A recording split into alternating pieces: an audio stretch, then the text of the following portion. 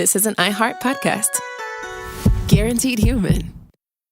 Support for the show comes from Public, the investing platform for those who take it seriously. On Public, you can build a multi-asset portfolio of stocks, bonds, options, crypto, and now generated assets, which allow you to turn any idea into an investable index with AI. It all starts with your prompt. From renewable energy companies with high free cash flow to semiconductor suppliers growing revenue over 20% year over year, you can literally type any prompt and put the AI to work. It screens thousands of stocks, builds a one-of-a-kind index, and lets you backtest it against the S&P 500. Then you can invest in a few clicks. Generated assets are like ETFs with infinite possibilities, completely customizable and based on your thesis, not someone else's. Go to public.com/podcast and earn an uncapped 1% bonus when you transfer your portfolio. That's public.com/podcast. Paid for by Public Investing. Brokerage services by Open to the Public Investing Inc. Member FINRA and SIPC. Advisory services by Public Advisors LLC, SEC registered advisor. Generated assets is an interactive analysis tool. Output is for informational purposes only and is not an investment recommendation or advice. Complete disclosures available at public.com/disclosures.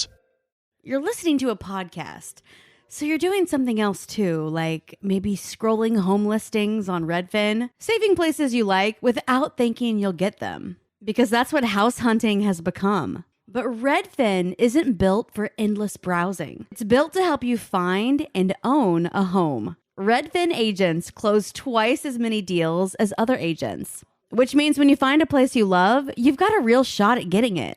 Redfin helps turn saved listings into real addresses. Get started at redfin.com. Own the dream. There's a fire inside you you can't ignore. Stand still? Not a chance. You're a lifelong learner who's come this far. Now, we're here to help you keep going further. Capella University. What can't you do? Visit capella.edu to learn more. This is Jacob Goldstein from What's Your Problem? Business software is expensive. And when you buy software from lots of different companies, it's not only expensive, it gets confusing, slow to use, hard to integrate. Odoo solves that because all Odoo software is connected on a single affordable platform. Save money without missing out on the features you need.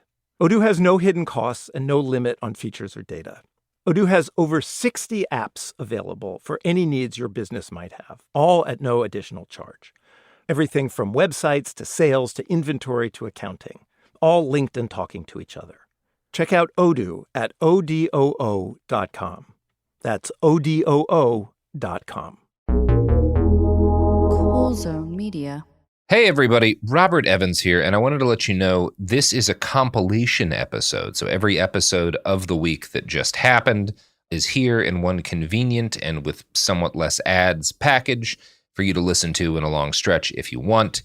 If you've been listening to the episodes every day this week, there's going to be nothing new here for you, but you can make your own decisions. This is It Could Happen Here. We're talking about the June presidential debate starring Donald Trump and Joe Biden, which was by far the worst presidential debate I've ever seen in my entire life. There's no competition. There's no competition. Like, I remember the days when we laughed at George W. Bush fucking up at a debate. He would clean up with either of these guys. He would be sashaying across the floor. You could drop Sarah Palin in here. Yeah. And she would fucking own them. Sarah Palin comes out of this looking like Bob fucking Hope. So, I'm Garrison Davis. I'm joined by Robert Evans and James Stout.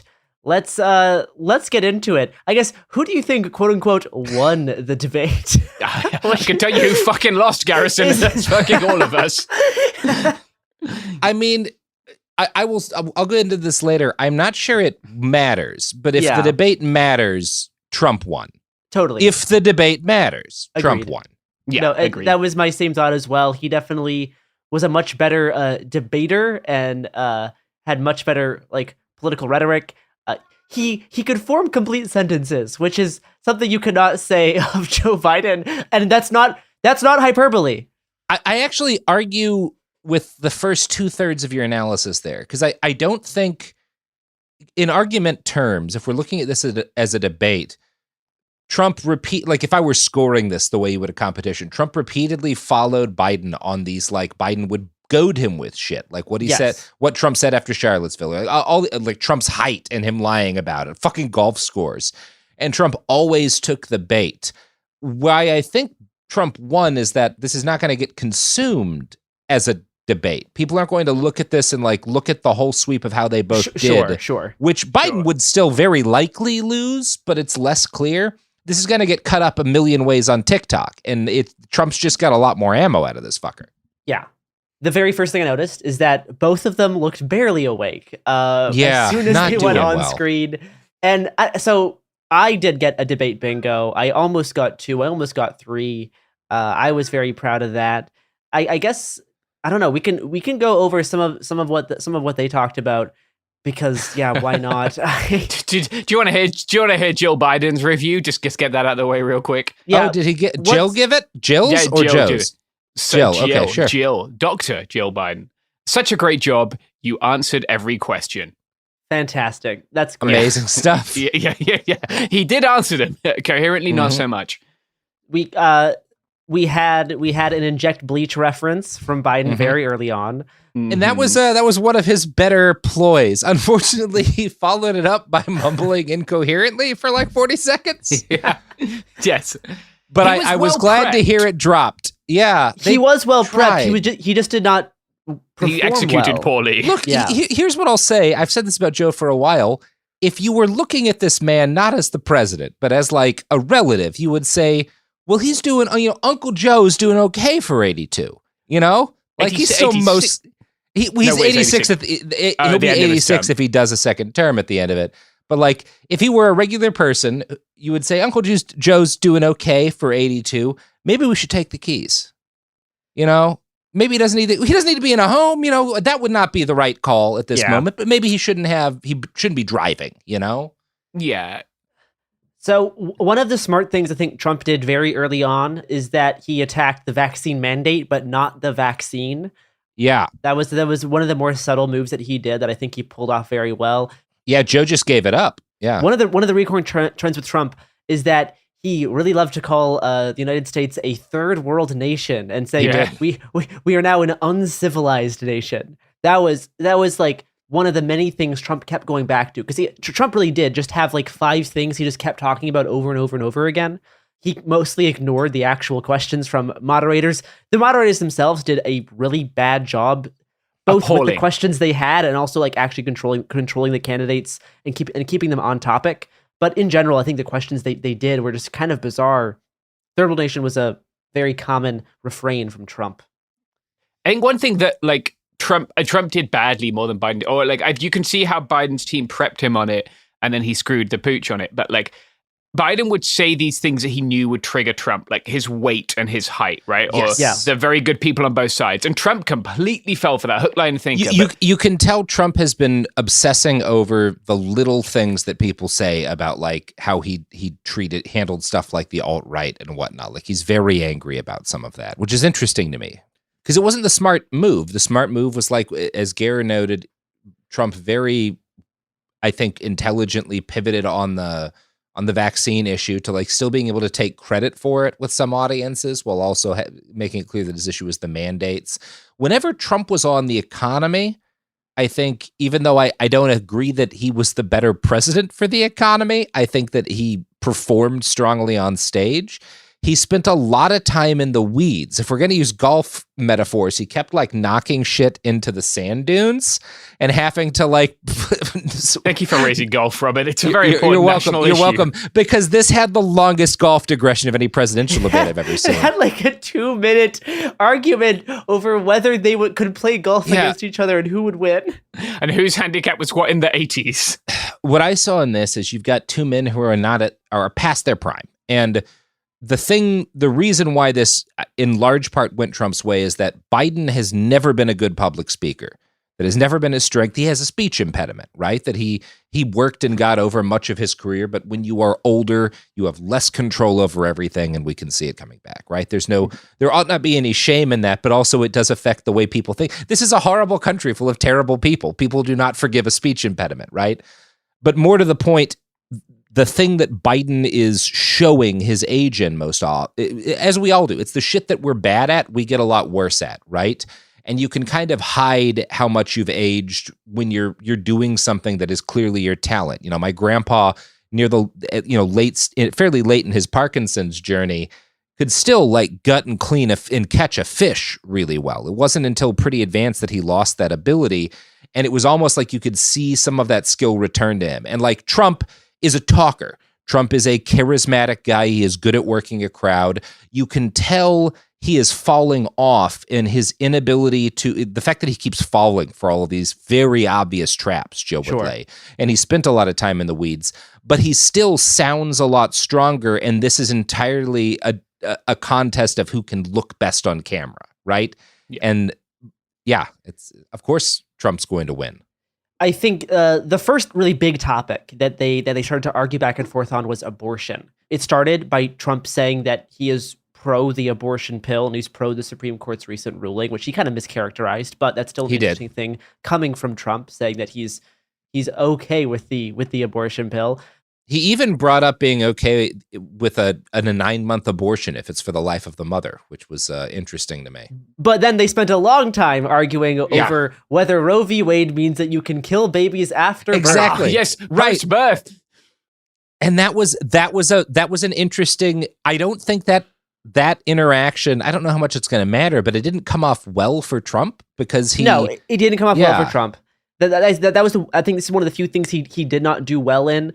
Of course, Biden has done very little to secure reproductive rights as the current president. We all know this, but this did not come off well for Trump. They were basically just arguing back and forth over whether Biden wants to kill babies post-birth, which is just a ridiculous thing to argue about. It was a shameful chain of arguments, right? Yeah.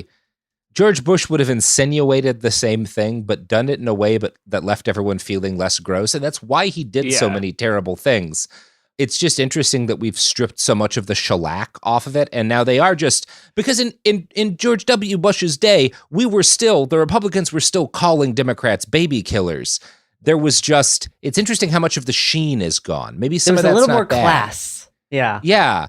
Maybe it's not all bad that we're not pretending anymore, right? Like there's no pretending on this stage. Both men are clearly not doing well. Yeah. The system itself is not pretending, right? Like we just got a couple of fucking idiots and we're going to install one of them. Like something I will never pretend to do is dislike our products and services that support this podcast. I love them. I would never pretend otherwise. So go listen to these ads.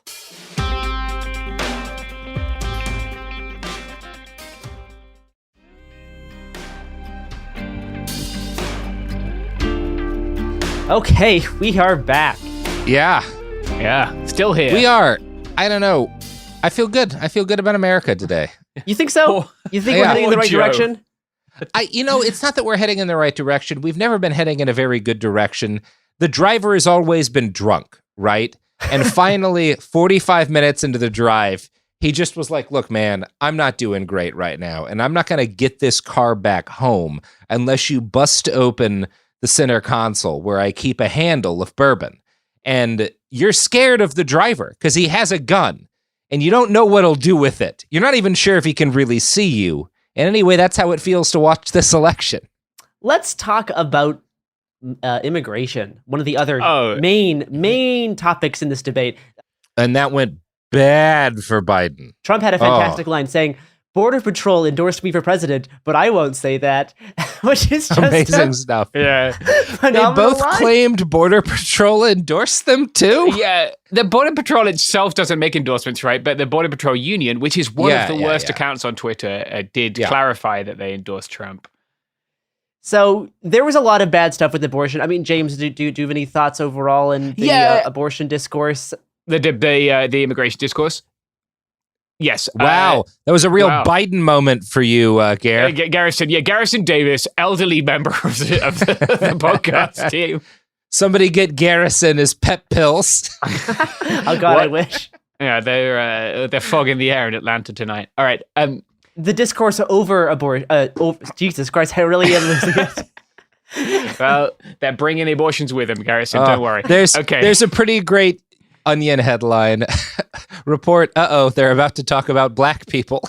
Oh, God. Yeah. Yeah. Another fine moment of this debate. The fucking black jobs thing. Yeah. Yeah. So, let's talk immigration and then we'll get to immigration, right? Just real quick. Donald Trump kept throwing out this 18 million number. Fuck knows where that comes from. Yeah, that was just all the numbers directly were out of his ass, like fully from the rectum to the debate stage. But look, Border Patrol have reported 9.6 encounters. I've beaten this horse to death, but an encounter does not represent a unique individual, right? People go and come back when they get deported back. Very common. Both of them, what I actually want to focus on is the way that Jake Tapper framed that question, because it was fucking atrocious, right? Like he didn't frame it in a way in which either of them, if they had wanted to, could offer a reasonable, compassionate stance on immigration, right? It was posited as a terrible thing. And fuck CNN. I don't know. Next time you come DMing me asking me if I put the border, scummy shit. Yeah, it was for the record. Jake Tapper should be hit in the head with a I don't know, truck or something. But podcaster Robert Evans threatens violence against CNN anchor Jake Tapper. In a way, he supported violence against me, so I think I have that right with Jake. That is true. He's a dog shit journalist, and this was the worst moderated debate because Trump is just lying. Everything he says is absolutely full of shit, and half of the shit that Biden says, it's hard to tell what he was even trying to say, and there was no attempt to make it. They treated this like Werner Herzog would have filmed it, right? But Herzog would have done this way because, like, my job is not to interfere here. Yeah. My job is to let this unfold, right? Yeah. I don't need, now Herzog would interfere if that would have made it a better story, but he loves Herzog's collapse. Herzog's an artist. These people are journalists. Yeah, these people are journalists, and your job was to attempt to both hold them accountable to some standard of reality and also to attempt to present this in a way that's intelligible, right? And you failed on both accounts. You did bad jobs as journalists. No, I think for me, the best and worst line of the debate in terms of like, oh wow, we're really in it is Trump saying that migrants are taking black jobs. Yeah. Which is one of the most loaded statements I've ever heard, because for one, it's weird on like the migrant thing, be like that's really your main concern. Black also, jobs. Yeah. What is a black what job? What the fuck is a black job? Yeah. What do you think he's implying there? Well, I think we all know what he's implying. We all know what he's implying there. No, we know what he's implying. He's talking about like farm work. He's talking about like working in the fields. Low skill jobs is what he is talking about. Yes, that's how he sees this. But where I think that came from, my suspicion is that because the Trump campaign is still consistently extremely weak with black voters, right? They've actually made a lot of inroads with Hispanic voters. Not according to Trump in this debate. Yeah, they are still, based on all of the polling I've seen, they are about as bad with black voters as they were in 2020. That really has not moved. What you have seen on that is not really based in much in the way of evidence, at least in terms of what polling can show us. They know this is a weakness, and it's one that they see as a significant strategic weakness. So at some point, Trump had a meeting with his campaign prep staff, and one of the things they wrote on a billboard as they were spitballing ideas to get black voters was migrants taking black jobs, ? And that stayed in Trump's head. Totally. They had a million better ways to phrase it, but when the moment came up, that's how he fucking ran. That is I'll guarantee you. Exactly what happened. It just, yes, totally. It also displays somehow extremely anti-immigrant and extremely racist at the same time, coming from like opposite directions. So. It's quite something. Another great line was human trafficking in women. Just another wonderful human trafficking in women. I'm glad that women do make the human list though. Like that feels like progress, Garrison. We did it, Joe. Anything else on the immigration front? I mean, it was as bad as we would expect. Honestly, I thought that Biden really would try to go further on the right on immigration than what he ended up doing. Not saying he did well on immigration, but I expected Biden to kind of push a little bit more. He's not comfortable with it, clearly, because he got so much of his win on highlighting the obvious inhumanity of Trump's border policy, and he obviously has adopted a policy that's very similar. Yeah, I mean, he tried to hit him on the separation of families. Families are still fucking separated. Like, I've literally seen that this week. Well, I don't think he's comfortable fighting Trump on this, because I don't really think he has a great feeling about where they're separate on the matter, right? So he's not comfortable with that line of argument the way he is. Like, Biden's best moment was attacking him for like being shitty to dead soldiers. And I was shocked that Trump followed him on that fucking rabbit hole. They talked about that for so long. It was a huge, it was as big as the economy. They talked about like veterans for so long in just like weird circles. Yeah. That was an interesting one. A few other just fun lines that were thrown in. Biden calling them the Paris Peace Accords. Very cool. Funny stuff. Biden saying that Trump has the morals of an alley cat. That's a great line. That was a good line. That's a great line. That was again, this was number one, he didn't slur any of his words. I'm not saying that to be shitty, but it affects his performance. He was very clear in the lean up of like, these are he's a bad person, which he is. That's a strong thing to hit him on. And I hope, again, we'll talk more about like, will this matter? But I hope strategically what the Dems realize is that like, that is a thing to keep hitting him on because it actually matters. In terms of like how voters think of the guys, it's a way to actually hurt Trump because he is a really obviously shitty person.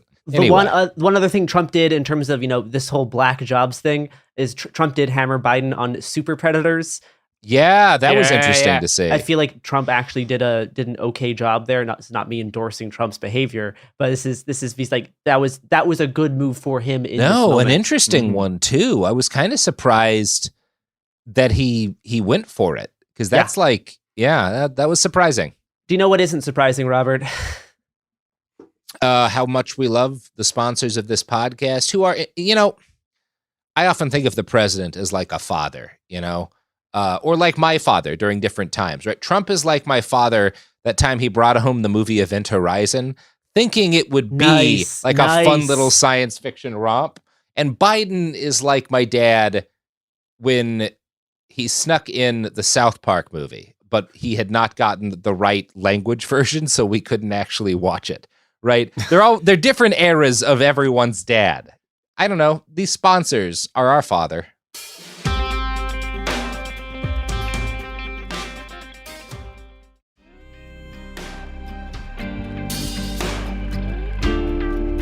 Anyway, we're back.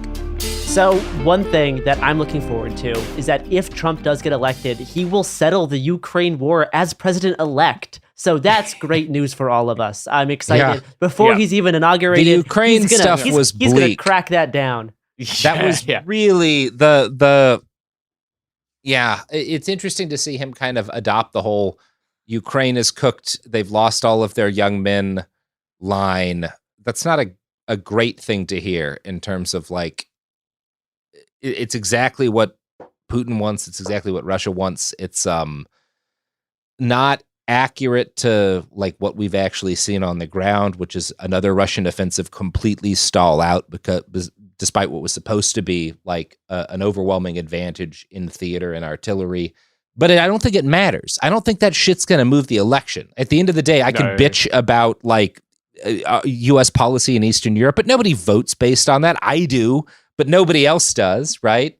Like, and I barely do. Like, it's not a needle mover in the same way that fucking inflation or the economy or crime or the border is.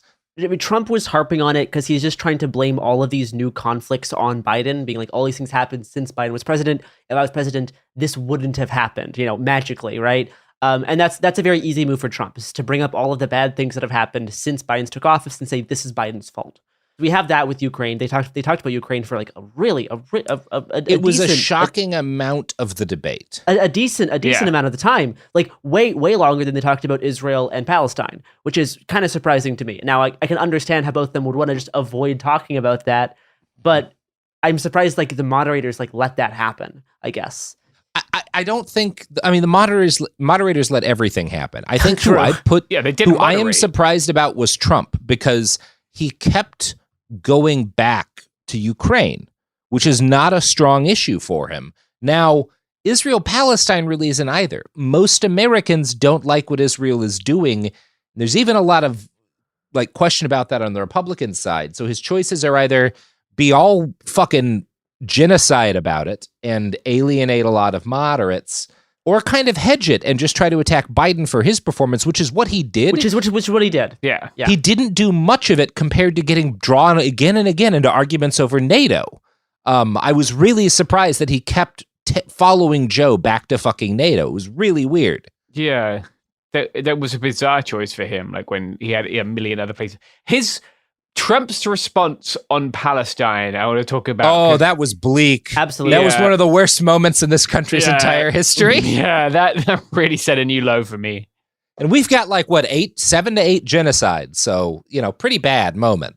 Yeah. It's a country built on genocide, but that one was pretty bad. Yeah. So basically, Trump was harping on Biden for not being pro-genocide enough, and said something that I did not see coming.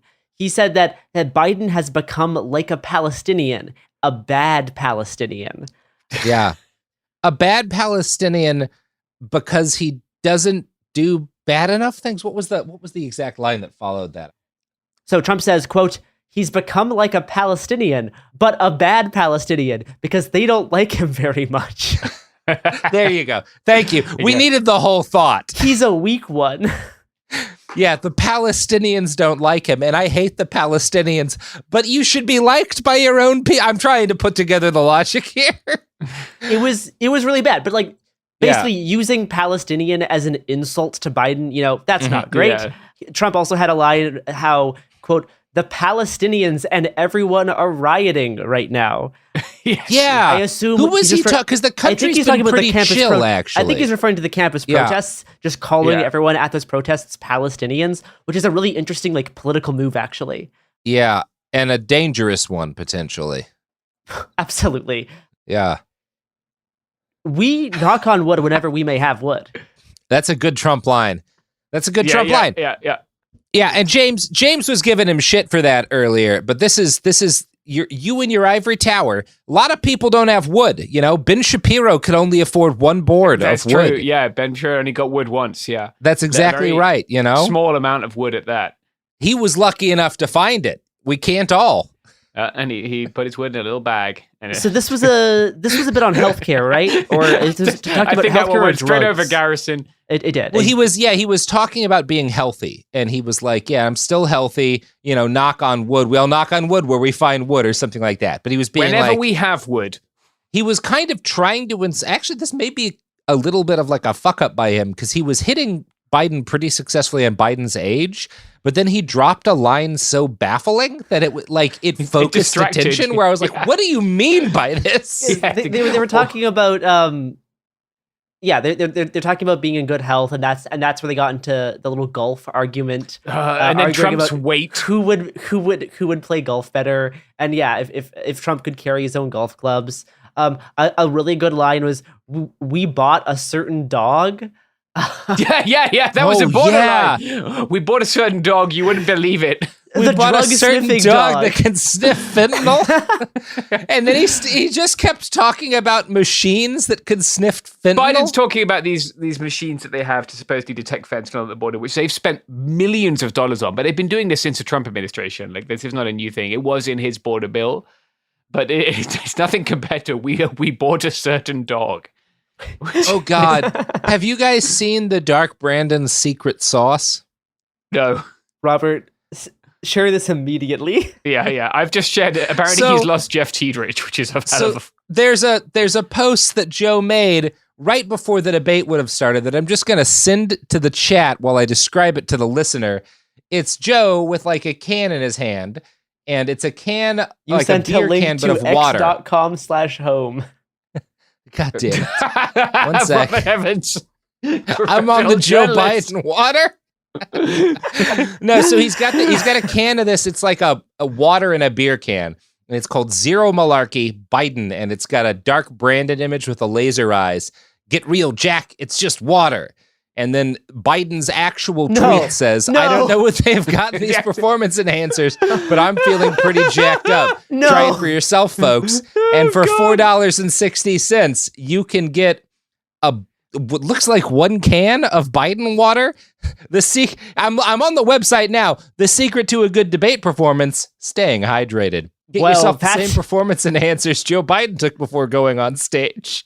We need to get. Well, let's get we the have to do company some card testing out. on this. Guys, I'm going to get wrecked because he looked fucked up. I've some experience with performance enhancing device drug users in my career. I can. This is, if any, I miss having a good GHB hookup. You know, this would go I feel like that would get me on Joe's level, right?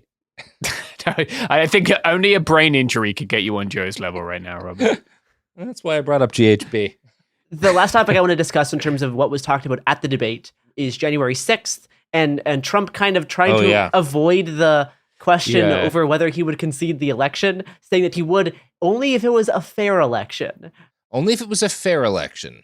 But Trump's line on January 6th. Let me tell you about January 6th. We had great borders on January 6th. Oh, that whole spiel. We had a great economy on January 6th. It is very funny. I should post some pictures I took. I took them just after January 6th. I took them the week of Biden's election of the border wall just stopping in random places, like where they got to a certain level of construction and just stopped. Like I found Trump's direction here kind of interesting. He tried to kind of really avoid talking about his own opinions on the actual Capitol insurrection. His very first reaction was to say, no, well, the rest of the country was doing so much better because I was the president. The moderators kind of forced him to talk a little bit about it, but he really avoided it as much as he could, which is, he doesn't want to alienate his base. He also doesn't want to be too pro J6 and scare away independents. So he was really skirting that line. It's just weird because moderators were so much stronger on this question during the debate primaries for the GOP, which Trump wasn't even present for. They really harped on this here, and on this they did not care at all. They really did not push Trump on J6 whatsoever, and it was kind of pathetic. Yep. Yeah, no, it was terrible. Like the moderators they didn't moderate at all. They just asked some questions and then let it fucking rip. I think let's just move on to finally talking about the debate in general. I think the GOP will probably be pretty happy with Trump's performance here. Yeah, he did what he needed to. They're going to call this a dub. I think the Democrats are probably kind of scrambling right now, trying to figure out what the next move is. I hope it's possible for someone to be like, we got time. Throw Pritzker in. Throw fucking Whitmer in. Either of them, right? I honestly... Robert... This is how Bernie can still win.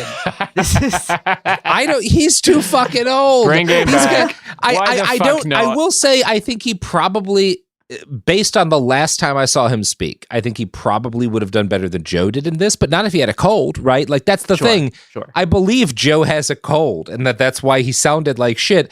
But you know what? A strong young person with a cold could pull it together for an hour. He could lock down. He could lock down. Biden, we shouldn't have to explain, it's not, I don't give a shit. Old people shouldn't be the fucking president. They shouldn't. Old people should not be the fucking president. It past the point at which I feel like if somebody if we were helping you move and I was carrying something heavy and I turned around and I slapped you in the face with a board or something or a piece of furniture, if I have to be worried that your skull is going to crack, you shouldn't be the fucking president. You should be able to I should feel confident that you can jumpstart a car without blowing up my battery. I don't feel that for either of these men. They both look unwell. Yeah, if you let these people go into a supermarket, they would be lost. Yeah, it's not good. It's so... I know a lot of people make jokes about this, right? People love joking about how old they are, how incoherent they are. It's not funny. I was shocked. It's so bleak. I was shocked at how bad Biden did this debate. He looked so bad. It was one of his worst public speaking outings. Horrible. In a long time. Look, I am not competent to diagnose shit, but I lived with my grandfather for the last 10 years as he died of Parkinson's, and there's a shuffle you get to recognize, right? I don't know if it's Parkinson's, but he's not a well old man. He's a sick old man, and he shouldn't be president. There is a reason I put candidate collapses on stage on my bingo card, which we did not get, but we sure got close. Very close. I filled out almost all my bingo card. It was, and I did not pick easy ones too. You can check me on this. You can check the card on Twitter. And I just felt really bad after. I feel terrible. I wanted to ask half that debate, Gare. How do you feel about getting your citizenship? You jazzed? Well, This is a great proud time to become an to American. be fair, it is better than it's better than only having a green card. Yeah, So, it's true. Yeah, there you let go. me tell you, as someone who recently upgraded to American status, it is at least it's a little bit less concerning with the shit that Trump is saying. Yeah. Or Biden, both of them. Well, any final thoughts? I hope Gavin Newsom doesn't pull out a way to become the president. That Because would I don't be want bad. him to be the president. Yeah. He is going to be my prediction is he will be the 2028 nominee. He's at Very least gonna good try chance. really hard. It's between the smart option based on where we stand now, for now or for 2028, is Pritzker. I think Whitmer would also be a great pick. Pritzker is really good with conservatives, and he's really good with conservatives without like folding completely on shit. Whereas Whitmer has some weakness just because of how much time has been directed in attacking her over like the COVID 2020 shit. But either of them, I think, are strong candidates who are a lot better than Gavin Newsom. But you are right; he's going to be a strong candidate in 2028. Well, I think that does it for me, at least here on It Could Happen Here. Well, let's talk real briefly. Do we think the debate matters? Do we think that this is a thing that is going to turn an election? I think like, yeah. Yes, I think it actually does. I think this could actually hurt some voter enthusiasm. I think people who are maybe looking at Biden and being like, yeah, probably, if he keeps performing like this, people might just not vote for him. They probably maybe some of them might move over to Trump if they're like weird like independents. Many of them just might not vote at all. Like I think if Biden shows that he is just kind of a bumbling incompetent old man, that's not going to help an already kind of dire situation in terms of voter enthusiasm and possible voter turnout. So yeah, I think this actually does have a decent chance to hurt Biden. I don't think the debates will necessarily hurt Trump. I don't think they'll necessarily help Trump like majorly, but I think they can subtract support away from Biden. See, that's where I don't have a strong feeling on which way this is going to land either, in either case, but some of the data we're seeing, particularly how well Trump performs relative to Biden on voters who are like not sure they're going to vote, right? I think this might be the first election where a higher turnout would be bad for Biden. But I also don't know. I think if this depresses, I think you are right that if this depresses turnout, it's going to be worse. It's going to be Biden turnout, right? Although, I mean, yeah, I just don't know. It's hard to say. It feels like I don't want to do the easy thing would be to just like pick a lane and stay in it. But if it comes to my honest opinion, I still have no fucking clue how this is going to go, because at no point has this election been about, do you think Joe Biden will be a good president? Sure. It's been about, are you scared of Donald Trump, right? I don't know that you're less scared. I think the worry for Biden is that people are now more scared that he is going to sleepwalk his way through a nuclear war, as opposed to Trump at least being lucid for it. But I just don't know how that's going to actually shake out in the long run. God bless the USA. We're doing great. The conventions are going to be great. Yeah. Stay tuned.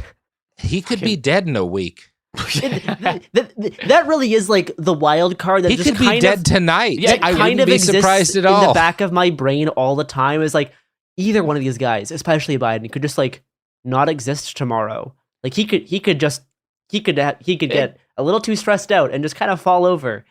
I mean, they could meaningfully make the argument tomorrow that like there's been a significant decline in his health and he is not physically capable of being president, because that's what we saw. Like, yeah, he looks bad. Like if he was not involved, I don't think they will. The things, whatever things you consider worst, and for me with Biden, it's the border in Palestine. But if whatever things you consider worst about Biden weren't a thing, I would purely be like, for this man's health and safety, get him out of this job. Get him somewhere comfortable. Let him enjoy his final years. Don't make him do this. Yeah. Anyway, it's not right. I don't know. Fuck. Part of me wants to read this Jeff Tiedrich tweet to finish off. At a certain point, we're all complicit in elder abuse, but I guess we are for both of them. Yeah, Like in some ways, the American system is pushing these two sick old men towards a disastrous That's end. also why I can't trust anything they say on Social Security, because they clearly have a vested interest. I can't see. I will say, we saw the president of Bolivia face down a coup yesterday. I think that would not be possible for either of these men in 2025. God. All right, I want to go cry and go to sleep. Oh yeah, it's bad. That's good. It's Have a bad, good cry. everyone. Make some friends, guys. I'm going to keep drinking. Yeah. Do a little mutual aid. Yeah.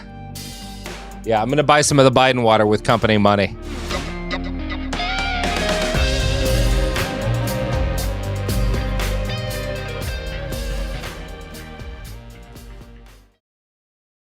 Support for the show comes from Public, the investing platform for those who take it seriously. On Public, you can build a multi-asset portfolio of stocks, bonds, options, crypto, and now generated assets, which allow you to turn any idea into an investable index with AI. It all starts with your prompt. From renewable energy companies with high free cash flow to semiconductor suppliers growing revenue over 20% year over year, you can literally type any prompt and put the AI to work. It screens thousands of stocks, builds a one-of-a-kind index, and lets you backtest it against the S&P 500. Then you can invest in a few clicks. Generated assets are like ETFs with infinite possibilities, completely customizable and based on your thesis, not someone else's. Go to public.com/podcast and earn an uncapped 1% bonus when you transfer your portfolio. That's public.com/podcast. Paid for by Public Investing. Brokerage services by Open to the Public Investing Inc. Member FINRA and SIPC. Advisory services by Public Advisors LLC, SEC registered advisor. Generated assets is an interactive analysis tool. Output is for informational purposes only and is not an investment recommendation or advice. Complete disclosures available at public.com/disclosures. This is Jacob Goldstein from What's Your Problem? When you buy business software from lots of vendors, the costs add up and it gets complicated and confusing. Odoo solves this. It's a single company that sells a suite of enterprise apps that handles everything from accounting to inventory to sales. Odoo is all connected on a single platform in a simple and affordable way. You can save money without missing out on the features you need. Check out Odoo at odoo.com. That's odoo.com. Life gets messy. Spills, stains, pet accidents, and kid chaos. But with Anabei, cleaning up is easy. Our sofas are fully machine washable, inside and out, so you never have to stress about messes again. Made with liquid and stain-resistant fabrics, that means fewer stains and more peace of mind. Designed for real life, our sofas feature changeable fabric covers, allowing you to refresh your style anytime. Need flexibility? Our modular design lets you rearrange your sofa effortlessly. Perfect for cozy apartments or spacious homes. Plus, they're earth-friendly and built to last. That's why over 200,000 happy customers have made the switch. Upgrade your space today. Sofas start at just $699. Visit washablesofas.com now and bring home a sofa made for life. That's washablesofas.com. Offers are subject to change and certain restrictions may apply. Discover a spectacular island destination with crystal blue seas, endless sunshine, and the cool Bahamian breeze. Baha Mar, located in Nassau, Bahamas, offers your choice of 3 luxury hotels: the richly refined Rosewood, the playfully hip SLS, and the stylishly modern Grand Hyatt. With over 45 restaurants, bars, and lounges, Baha Mar serves up delicious dining from world-renowned chefs like Daniel Boulud and Marcus Samuelsson, nightlife venues like the new John Batiste Jazz Club, and the Caribbean's most luxurious casino. At Baha Mar, you'll find every pleasure under the sun and one-of-a-kind experiences for the entire family, like Baha Bay, our 15-acre lush tropical water park, interactive wildlife experiences, including our daily flamingo parade, world-class golf, tennis, spa, and so much more. Visit bahamar.com today and discover a vacation destination where memories are made for a lifetime. Baha Mar, life spectacular. Hello, welcome to Eat Could Happen Here. We're doing it again. Several months back, I did an episode about corn, which I personally think was a huge hit. And I did that episode with the intention of making this food series, Eat Could Happen Here, into an actual series about food and not just a silly one-off pun.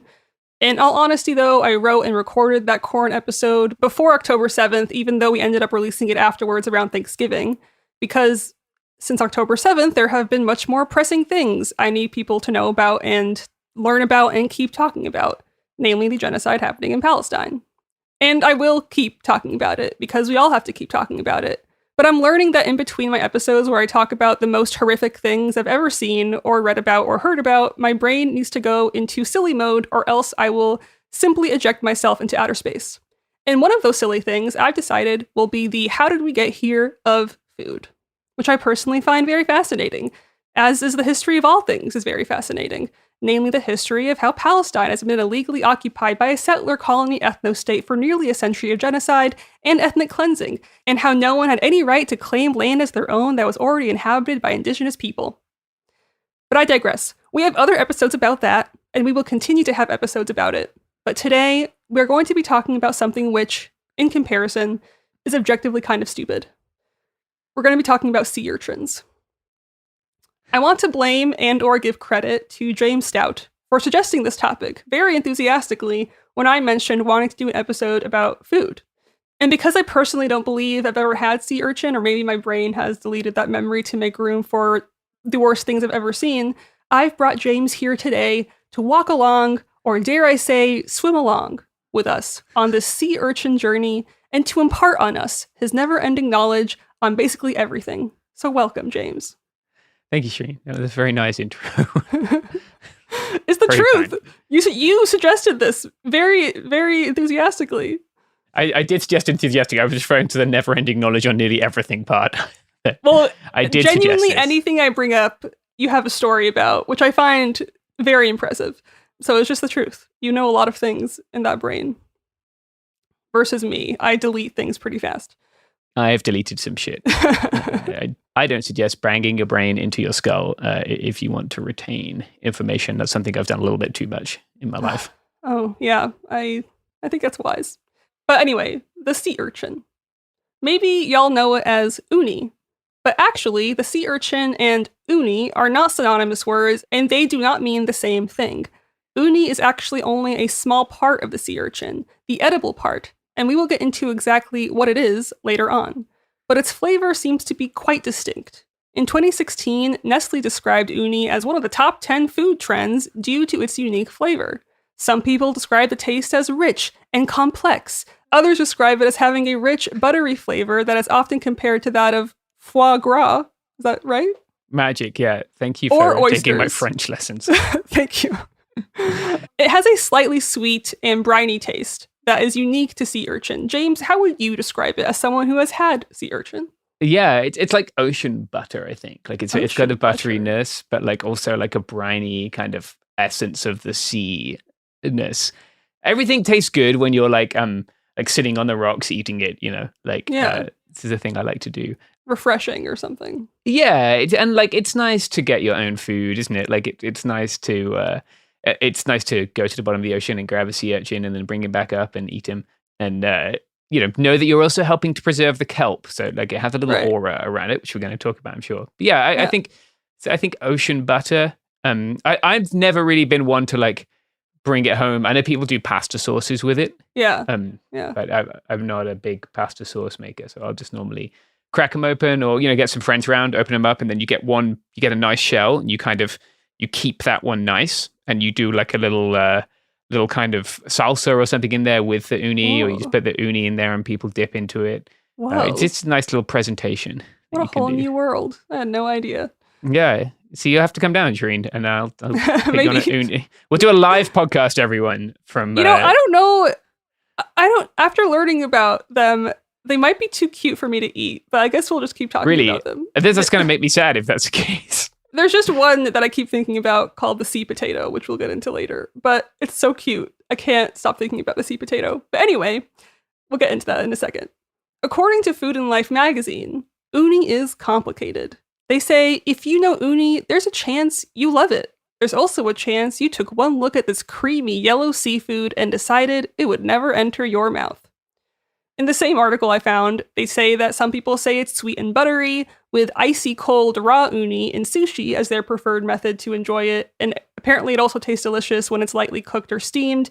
And some say, as you just said kind of, that the flavor evokes a dip in cool salt water. So, yeah. Very, very poetic there.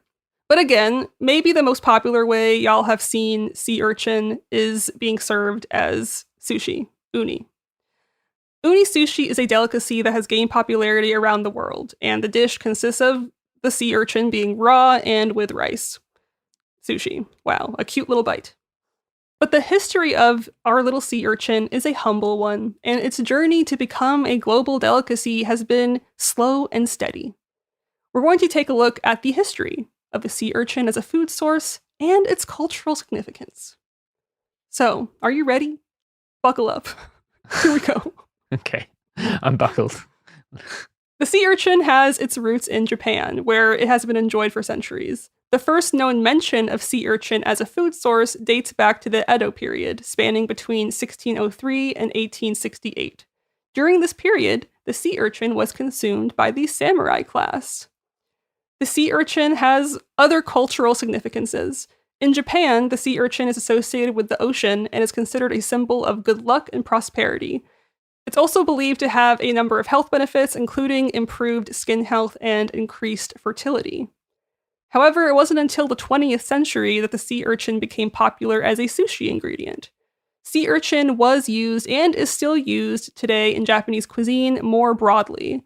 It's used in soups and rice bowls, and it's often served in traditional kaiseki meals. A kaiseki meal is basically a traditional multi-course Japanese dinner. This term, fun fact, also refers to the collection of skills and techniques that allow the preparation of such meals. In addition to the sea urchin being an ingredient in Japanese cuisine, the harvesting and processing of sea urchin is an important industry in many coastal regions of Japan. So even though it's served raw usually as sushi, as James said, it's used in a variety of ways, like in sauces, pastas, and on bread for centuries. Mm-hmm. Modern-day chefs are even transforming it now into foam and mousse. Mousse! Yeah, I ain't got time for that shit. I'm sure it looks pretty. It looked great. It's very orange. If you've not seen it, I mean, get on Google unless you're driving and look for a picture of it. Maybe I'll post one. Maybe we'll use it as a thumbnail for this episode. I mean, I did watch the harvesting. I had never seen it being harvested before, so I saw that. But the color is like crazy from the jump. Like as soon as you crack it open, it's just like this crazy bright color. I had never. Yeah, I mean they're purple. The ones you're getting in California are purple. There are reds and purples, but you want to be hitting the purples if you're diving in California. So will your foot. Your foot will be purple if you stand on one. It is a bad day if you stand on a sea urchin because little spine can go in and then break. I've done that a couple of times. Yeah, you gotta. Yeah, don't be doing that and then getting infections. Learn from my mistakes. Yeah, please do.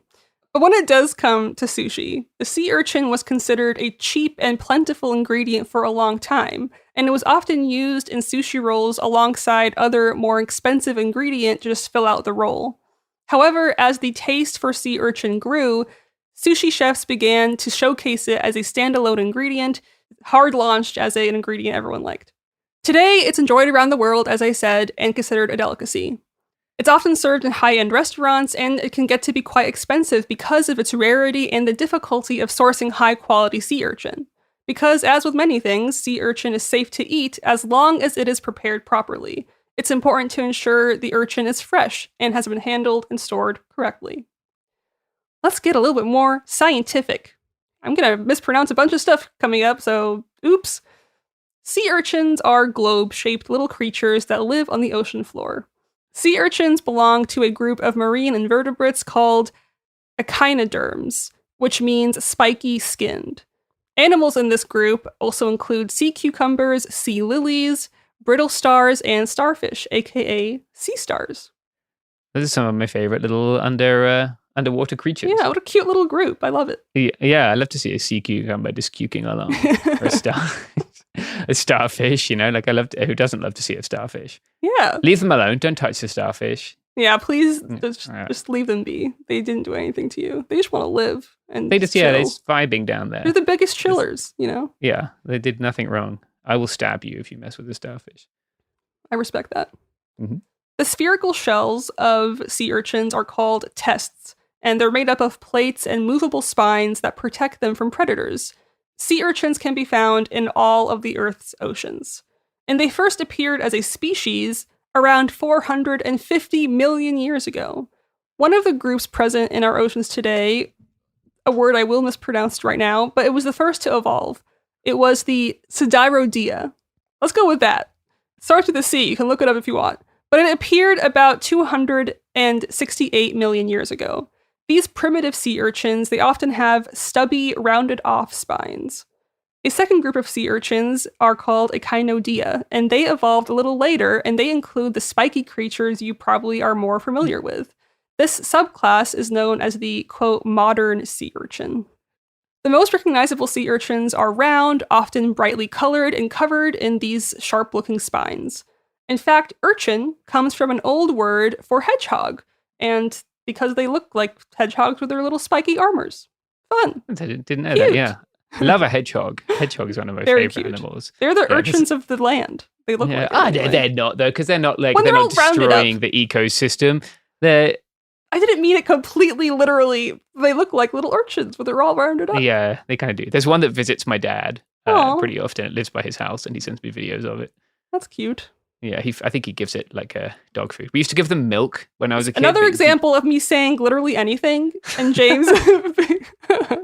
Sorry, I've derailed. No, the don't podcast. apologize. It's great. You know, I want people to know that you shouldn't give them bread and milk. That you should instead give them wet dog food. Okay, good to know. Yeah. Did not know that. Yeah, so if you come across one, they're illegal in California though. I'm doing it again. Sorry. You're doing it Keep again. going. I learned so much with every conversation I have. But back to the species of sea urchins. There are over 1,000 species of sea urchins, and they have varying characteristics. They inhabit a wide range of depth zones in all climates across the world's oceans, and only 18 of them are actually edible. It's interesting. Most modern sea urchins are round, as I said, but about a quarter of them have modified that body plan massively. For example, there are sea urchins who evolved into a flatter shape and have smaller spines that adapted to life burrowing in the sand. You can get really weird shapes of these deep sea urchins with strange bodies that don't look like anything else. We don't know much about these deep sea urchins yet because they're very hard to reach and they're very fragile, and this makes it very difficult for people to study them on the surface. I think this is if you are a billionaire and you are listening to this podcast, you could have a sea urchin species named after you. All you need to do is create a submarine, fill it with other wealthy people, and then take it to the bottom of the ocean to study sea urchins. You know what else should go into the bottom of the ocean? Is it the products and services to support this show, Shireen? Yes. How unkind of you. It's not hedgehogs. They don't belong there. No. No. Leave them out of this. Yeah, hopefully it's a hedgehog advert. Fuck the police. Get a hedgehog in California. ACAB.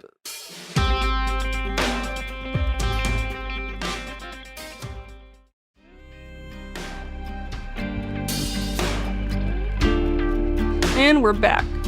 I had just talked about some irregular shaped sea urchins before the break, and an example of this kind of sea urchin is actually the sand dollar. Sand dollars are much flatter than other urchins, and this is an adaptation that just better suited their environment. Like most echinoderms, sea urchins have an internal skeleton called a test. A sea urchin's test is made up of a type of calcium carbonate called sterium, which is a porous structure that holds the urchin together, like jigsaw pieces cemented in place. Sea urchin tests have 5 symmetrical parts arranged around a central point, like segments of an orange. And this shape isn't always obvious from the living creature, but it can be seen on their skeleton when it's dried. Yeah. I found this next bit kind of cute and funny and a little sad, but sea urchins can't swim. They live and move along the seafloor, favoring hard surfaces like coral and rocks. They have appendages called tube feet, and they often have suckers at the tips of these feet. The sea urchin uses the hydraulic pressure of water moving in and out of their little tube feet to move about slowly. They can also propel themselves with their spines. And that's pretty impressive because they don't have brains, and that's another fun fact. That was kind of sad. They're still cute though. Some sea urchins also have these pincer-like organs that look like little jaws called pedicellariae. These are mostly used for self-defense or to remove debris from the animal. And some of the pedicellariae in sea urchins are venomous. Urchins primarily feed on algae and kelp, but they are also omnivorous scavengers that will feed on animal matter. Their main diet, then, is algae, but they can also eat animals too, like sea cucumbers, their own kind, as well as mussels and sponges. So as sea urchins move about on their tube feet, they scrape algae into their mouth. Their unique chewing organ, or the mouth part of the sea urchin, is called Aristotle's lantern. It includes complex jaws as well as 5 self-sharpening teeth. If something nutritious lands on a sea urchin's body out of reach of their Aristotle's lantern, they'll use their tube feet to pass the food into the mouth. A sea urchin's mouth is actually on the underside of its body, whereas its anus is on the top. And so they scrape up food from the ocean floor, and it makes sense that the mouth is on the underside. And then when they poop, they excrete waste from the top of their body. Thought this a funny little creature. It's all weird. Everything living, it turns out, the longer, like, all living things are just tubes, right? Yeah. Like food goes in one end and the rest waste comes out the other. That is very tubes true. with legs. Yeah, it's my philosophical insight. And the video I did see of the harvesting, actually, you cut it from the mouth, the underside. Mm-hmm. Yep, yeah. You're going in the base there, into the Aristotle's lantern, which I didn't know it was called. Isn't that interesting? I think that's It's very fascinating, yeah. Aristotle's lantern. Yeah, why? That's a good question. Ask Aristotle, I guess. But maybe you're asking yourself, and maybe not, but I'm going to tell you anyway. How do these sea urchins reproduce? Most sea urchins reproduce by females releasing eggs directly into the water, and then these are fertilized by sperm. Some species females hold eggs in their spines to better protect them. Most sea urchins will release millions of eggs at one time and live in huge colonies to increase the chances of reproductive success. There are also more solitary species, however. As I mentioned earlier, there are some species that are in fact poisonous. A lot of them are tropical. They have venom in their spines, and if you're unlucky enough to step on a venomous urchin, the toxins can enter the body through the puncture wound. Some sea urchins' venoms can cause really gross symptoms like nausea and vomiting, breathing difficulties. But even the most venomous sea urchin has only been linked to one reported human death. So you'll most likely be fine. Yeah, it's gonna suck. I've no doubt. Yeah. It's probably one of those things. I guarantee this is one of the things that people will tell you. You need all your friends to piss on you. Like it seems like that with just like if that's your thing, get after it. Like why do people say that? I don't know. It just maybe someone said it and no one has like felt the need to contradict it because obviously like there are very few medical treatments that should involve pissing. No, I don't think so. Oh. That's such a weird trend. Some guy just like was trolling someone and then it became a thing. Yeah. Like jellyfish stings, right? People do it or like someone I was at the beach the other day and someone got whacked by a stingray. Yeah. And like someone was like, piss on it. Everyone knows to do that or thinks to do that. It's like a thing. Yeah, don't. Like it's a good way to get banned from the beach for life. There are children there. Just put it in hot water. It's a stingray sting. That's really funny. Have a few beers and go to sleep. Good to know. The most venomous, most toxic sea urchin is actually called the flower urchin. Its scientific name, which I was going to say but I'm not, but it basically translates into poison breath. So, as I mentioned, in my opinion, the cutest sea urchin is called the sea potato. The sea potato is covered in short beige little spines that give it a furry appearance, and it's quite distinct from its other sharper spined cousins. These sea urchins burrow into the seafloor, and their fuzzy spines trap air, preventing the urchin from suffocating under the sand. Sea potatoes are also known as heart urchins due to the shape of their test. You can find them apparently in waters around the UK. James? Okay, I'm gonna look up a sea potato right now, see if I've run into one of these guys. Oh yeah, these little chaps. Yeah, it's a little fluffer. Yeah. It's a little floof. And you can find them when they're dried out too. They kind of look, I guess to the, they look a bit like a sand dollar, right? That's sort of a thicker sand dollar. They got some height to them. Yeah, they're more round versus flat. Yeah, down in like Cornwall. Yeah, they can get washed up on the beach sometimes. Not entirely potato looking, if we're honest. Yeah, I can see. Yeah, they're a passing similarity to potato, I suppose. Yeah, I think they're cute. And yeah, they do look, when you see them when they look really fluffy, yeah, it does look like a beaver or something. Wait, how big have you seen them? Can you show me with your hand? Yeah, like a hand size, like Whoa. a sort of, Yeah, like James like is if using you were, both hands to make a circle for a yeah, like visual if you were reference. if you were doing the hand heart. Very you know, millennial of you. yeah, exactly. Yeah. Yeah. We do have the heart test. Yeah, if you're a millennial, you could go up to them and do that, I bet, and put it on your Instagram in a millennial way. And yeah. And only James will know what you're talking about. Yeah. Well, there's thousands of people listening to this podcast, Shireen. All your friends will think you're cool. Tell them I told you. Got it. Mm-hmm. You heard it here first. Sea urchins, cool. The physiology of a sea urchin is actually pretty significant. As I mentioned earlier, there's only one part that is edible, which is the uni. When it comes to consumption, they're harvested for their gonads, and the gonad is essentially a sex gland or reproductive organ that produces the sex hormones of an organism.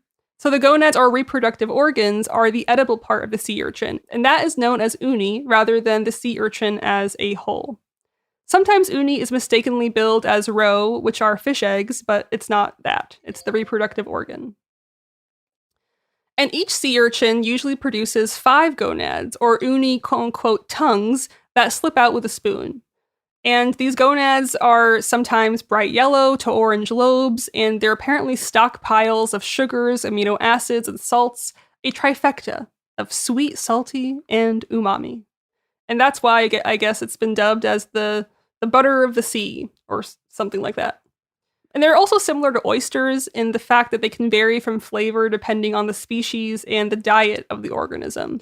Urchin lovers, for example, prize Hokkaido uni because of its umami-intensive flavor, which is developed because of the urchin's diet of the Hokkaido macroalgae kombu, aka the kelp.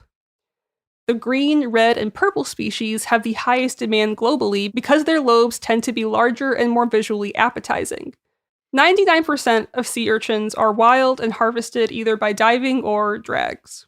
Yeah, if you are buying your sea urchins, I don't know where you would buy them even, but you want to get the dived ones. I'm not sure if you could get drag-netted stuff in the US, but it's very damaging to the ocean floor. Any of this stuff, right? Scallops, etc. You want it hand dived. Better yet, just go and get it yourself if you're able to, if you're close by the ocean. But yeah, don't be buying drag-netted stuff. There are several species of note, and I mentioned some of them earlier, but others include the Murasaki, aka purple uni, and that uni fetches the highest price because of its large tongues and sweet flavor.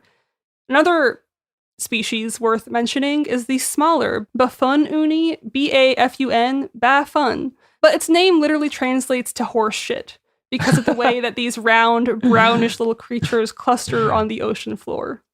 A little note here that I didn't know about until reading about this, and maybe someone else out there didn't know this either.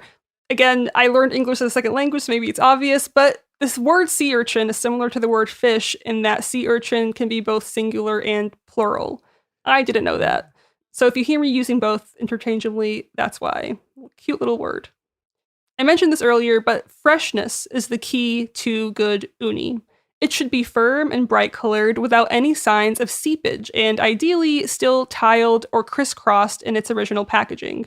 Once it's harvested, it begins to melt, and its flavor can turn unforgettably bitter and off.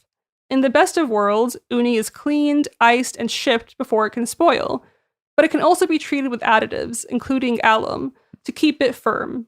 These chemicals may contribute to an off flavor if the uni gets old. Some sushi chefs prefer ensoi uni, which is shipped in a brine that mimics the salinity of seawater.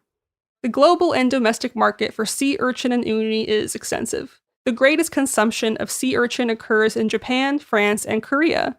Japanese consumption, however, wins by a landslide. The country consumes about 80 to 90% of the current global supply. Sea urchin is a traditional staple in Japanese cuisine. Japan was the largest global harvester of sea urchins until the 1980s, but high demand and a decrease of domestic supply forced Japan to look abroad. From the 1980s to 1994, the US, particularly Maine, was the largest exporter of green sea urchin. Today, it's Chile, which exports Chilean red urchin and accounts for 50% of global landings. Overall global supply has decreased over the last 20 years because of storms, decreasing kelp beds, invasive species, and overfishing. In 1995, for example, the global landings totaled to 120,000 tons. In 2017, it had decreased to 75,000. America has two major uni fisheries. On the west coast, Santa Barbara uni comes from the giant red sea urchin, and it's noted for its large size, coarse texture, and brightly sweet flavor.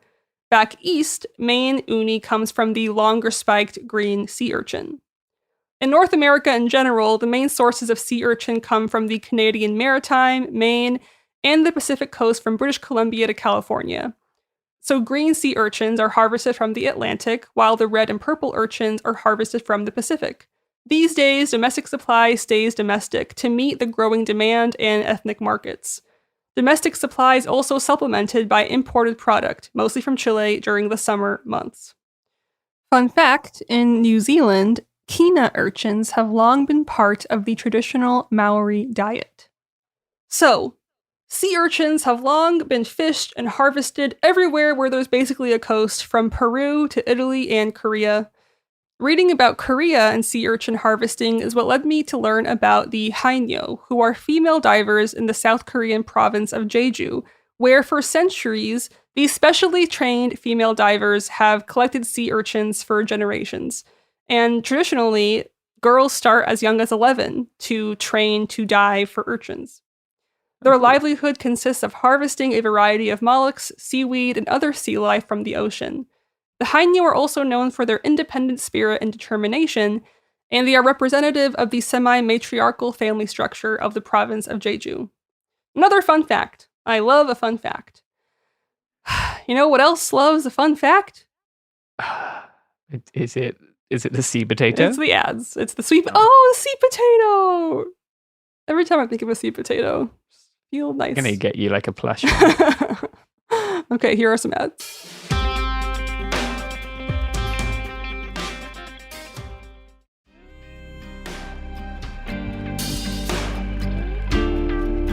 And we're back. So, we're wrapping up this odyssey of going into sea urchins and this swimming journey we've had with James. It's not just humans who have found a way to get past the sea urchin's spiky exterior and eat its sex organs. Their predators include a wide variety of fish, starfish, crabs, and sea otters. Sea otters lie on their backs with sea urchins on their chest, and they whack them with a rock to eat what's inside. Yeah, it's a cute thing to see. I love sea otters. They are so cute. They're adorable. They're Yeah, lying on their backs. It's like a little guys. go-to position. And they keep a little stone with them. Yeah, like it's a little EDC. Pocket. Yeah, Yeah. It's so cute. Yeah. Oh, so Yeah. cute. But sea urchins are actually not just used by people solely in cuisine. Perhaps because of their mysterious shapes, fossils of sea urchin tests have also been historically used as protective amulets to ward off evil. Apparently, in southern England, James, some sea urchin fossils were traditionally thought to be thunderbolts frozen in rock, and these thunderstones were thought to protect a house from being struck by lightning. Oh, interesting. Yeah, I'm teaching didn't know you that. about your culture. Yeah, that's right. Thank you. Thanks, Shireen. Inhabiting the persona of a white guy there. And as James mentioned at the top, climate change is, of course, affecting sea urchins, and climate change is affecting everything. Sea urchins are sensitive to changes in their environment. They can act as an early warning system for potential problems in their ecosystem, as well as rising temperatures. Ocean acidification and rising temperatures are probably the biggest long-term threat to sea urchins as a whole. Increasing ocean acidification increases the rate at which calcium carbonate dissolves. So as things get more acidic, it will likely become harder and harder for sea urchins to accumulate enough calcium carbonate to make a solid test, and their tests will then get thinner and weaker.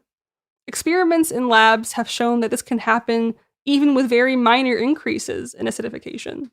Sea urchins, in this way, can help illustrate why it's so important to protect the balance of nature in our already threatened ocean ecosystems.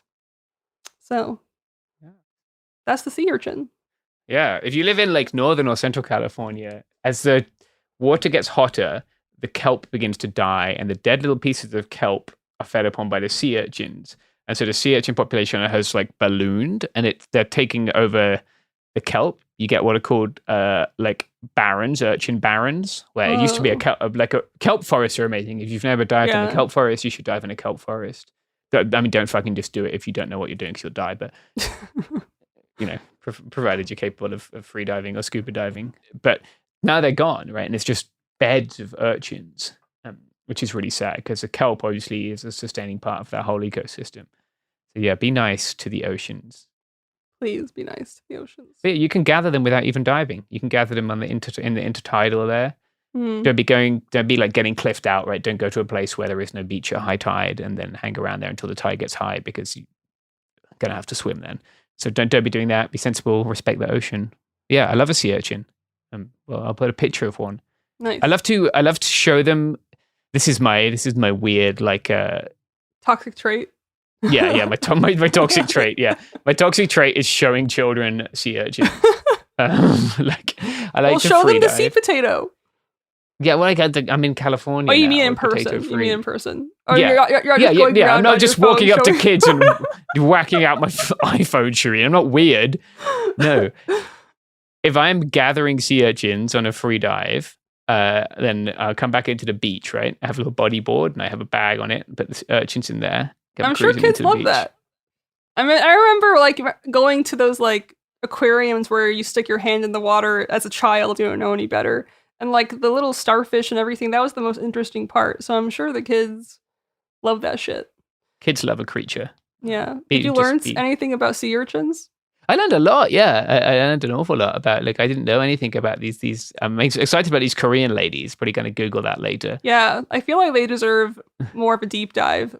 Pun intended. That magic, sure. Shireen. Incredible. Yeah. Maybe that'll be my next podcast series. I'll go there. I've contrived ways to free dive on. I went free diving a lot in the Marshall Islands. And it was sick. So Awesome. I'm stoked for iHeartRadio to pay for me to go free diving somewhere else. Let's advocate for that. Let's petition. Write a Get letter. the union involved. Anyway, that's this episode of Eat Could Happen Here. And until next time, important pickup alert. We're back. James alerted me to a fact that was too important to not include in this episode. James, what did I miss? What you missed, Shireen, was the eighth wonder of the world, which is sea urchins wearing little hats. That's right, folks. Sea urchins wearing little hats. Yeah, this is why we fact check all our reporting Exactly. in order to bring you the cutting edge shit. Professional journalism. Mm-hmm. So what are we talking about? We talked about tube feet, right? Urchins move using their little tube feet, and they contract small muscles that force water into the tube foot to take each step. And the end of each tube foot is very, very sticky. They used to be described as suction cups, but now researchers are thinking of them more as like a bioadhesive rather than a suction that sticks to things, including the floor. And they use these sticky tube feet to pick up and hold on to rocks, shells, golf balls, and other little treasures. Treasures including tiny hats. Behavioral ecologists call urchin hats quote-unquote covering behavior. They don't call the hats that, but they call the act of them covering themselves covering behavior. That name is related to the first and most prevalent hypothesis about this phenomena, that the urchins are covering themselves to provide shelter from light, predators, or maybe even both. There are experiments which confirm the light hypothesis. Researchers in Ireland found that when the urchins were exposed to the full spectrum of UV light, they would pick up their little hats and or move to a shady corner of their tanks in order to avoid harmful UV radiation. Around the same time of these findings, another scientist in California was studying the covering behavior of Pacific rose flower urchins. The rose urchin study wasn't conducted in a lab. Instead, the urchin behavior was observed in their natural habitat. And what they found was that the sample site with the greatest wave energy had the most covering behavior among the urchins. So, what is it? Sun safety? Or is it like a protective gear like seatbelts or knee pads? Are they protecting themselves from currents and wave damage instead of floating away? Or are they afraid of the sun? Researchers have tested several factors simultaneously to trace the covering behavior to its source. In the lab, green urchins were exposed to common predators, wave surges, and algae blades, as well as sunlight. And as it turns out, predators were a bust. Their presence had no significant impact on the rate of covering behavior. So it's not necessarily camouflage for all urchins. And similarly to how sea stars can regenerate lost arms, Urchins are also constantly regenerating lost and broken spines, but this regeneration takes energy. And so, for some urchins, it might be a safer bet, particularly for a small urchin who is vulnerable to dislodgement and damage, to pick up some extra weight and put on a little sun protection at the same time. And of course, because humans are humans, once 3D printing came along, people started making sea urchins tiny little urchin hats, which is why I keep calling them hats, because now they are hats and people have them in aquariums or in their personal urchin tank. Because sure enough, these urchins will skitter along and pick these hats up and put them on their head, which we now know is actually their butt, but they put them on the top of themselves. Not all urchins wear hats, though. Hat. Right? A little ass hat. That's funny. Urchin Ass Hat. What a great band. It could be. That's a great band name. Yeah. If you are listening and in need of a sort of like a. You're welcome. Like Blink 182, that kind of music. I think that's what I associate with Urchin Ass Hat. I agree. Mm-hmm. Urchin Ass Hat. Not all urchins wear hats, and a Canadian study found that smaller urchins are the ones that are more likely to cover up. And the logic behind their covering behavior, it seems to depend, as I said, on the species of urchin and the environment they inhabit. So out in more tropical regions, the collector urchin, as it's called, it may be protecting itself from the sun. And these urchins can be found in shallow waters off of Hawaii, the Indo-Pacific, and the Bahamas. And this is where they're exposed to a lot of sunlight. Meanwhile, researchers think that the green sea urchin uses its adornments to weigh itself down. And this species tends to live in the shallow waters of the northern Atlantic and Pacific Oceans, where it gets constantly battered by waves. Wherever there's a lot of wave activity, the urchin heavily covers up the top and the sides of its body with whatever it can find, which helps make it heavy enough to avoid getting swept away. And then further south, Antarctic urchins have been found to cover themselves as a way to avoid predators. Their main predators are king crabs and sea anemones. And researchers found that they were more likely to put on coverings when predators were around. In a lab experiment, another species of urchin was more likely to survive being exposed to a predator if it was given shells to cover itself. So these decorations may be a type of camouflage to keep some urchins from being found and eaten, not necessarily all urchins. And then there's the kina, a large urchin found in New Zealand. This urchin seems to use the items that it collected as a food source. Researchers found that this species was covering itself even in the dark, which suggested that it wasn't trying to protect itself from sunlight. And its predators don't rely on sight to find their prey, so camouflaging itself would be pointless. In a field study, they found that these urchins were carrying algae, aka a source of their little urchin food. And so they're basically carrying around like a snack bag or a fridge for themselves, which can be helpful because these urchins might not always have a lot of algae around for grazing. So, now you know about little hats and the little things that urchins do to cover themselves and collect things. I didn't realize that it was more than just covering their little ass hats, or ass heads, rather. But yeah, I thought it was really interesting. And good on James to remind us to talk about urchin hats. Yeah. Great. Many things that I've learned. I recently got a TikTok account, so I'm learning a lot. Whoa. Yeah. No, it's not like I'm not TikToking. And I just want to be extremely clear about this. I got it because lots of the folks in Myanmar use TikTok to nice. to communicate with the world. So I've been TikToking and I've learning a lot about Taylor Swift and Olivia Rodrigo and Urchin. That's not necessary. Thank you, James, for joining me on this swimming journey of urchin facts and things. When you suggested talking about sea urchins, I did not expect them to be so cute and so interesting. So thank you for that. And if you have an urchin around, go get it a little hat. Be its little buddy. Get them on Etsy. I've just been looking. Oh no. Go on Etsy. Get it a Viking helmet. I think those ones are the most hardcore. That's funny. Anyway, okay. That's now the end of this episode. So you're welcome for this update, and bye.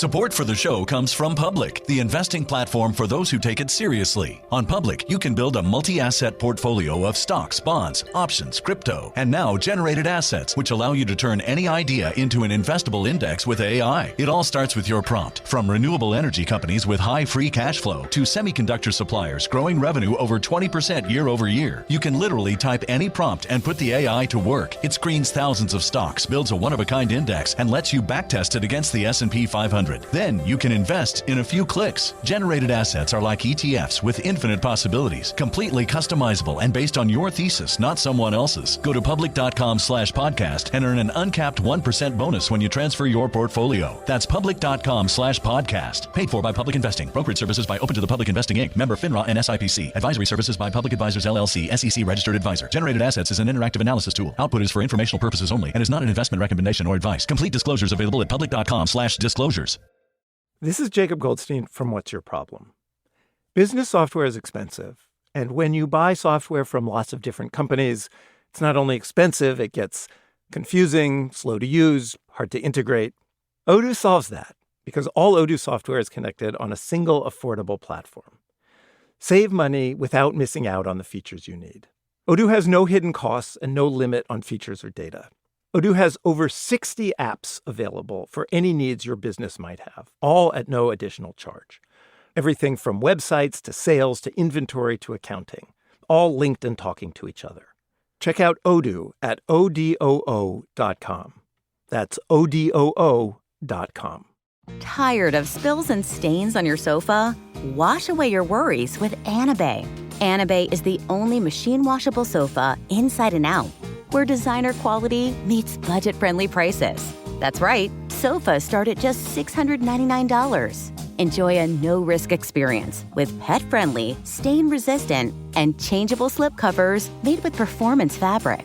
Experience cloud-like comfort with high-resilience foam that's hypoallergenic and never needs fluffing. The sturdy steel frame ensures longevity, and the modular pieces can be rearranged anytime.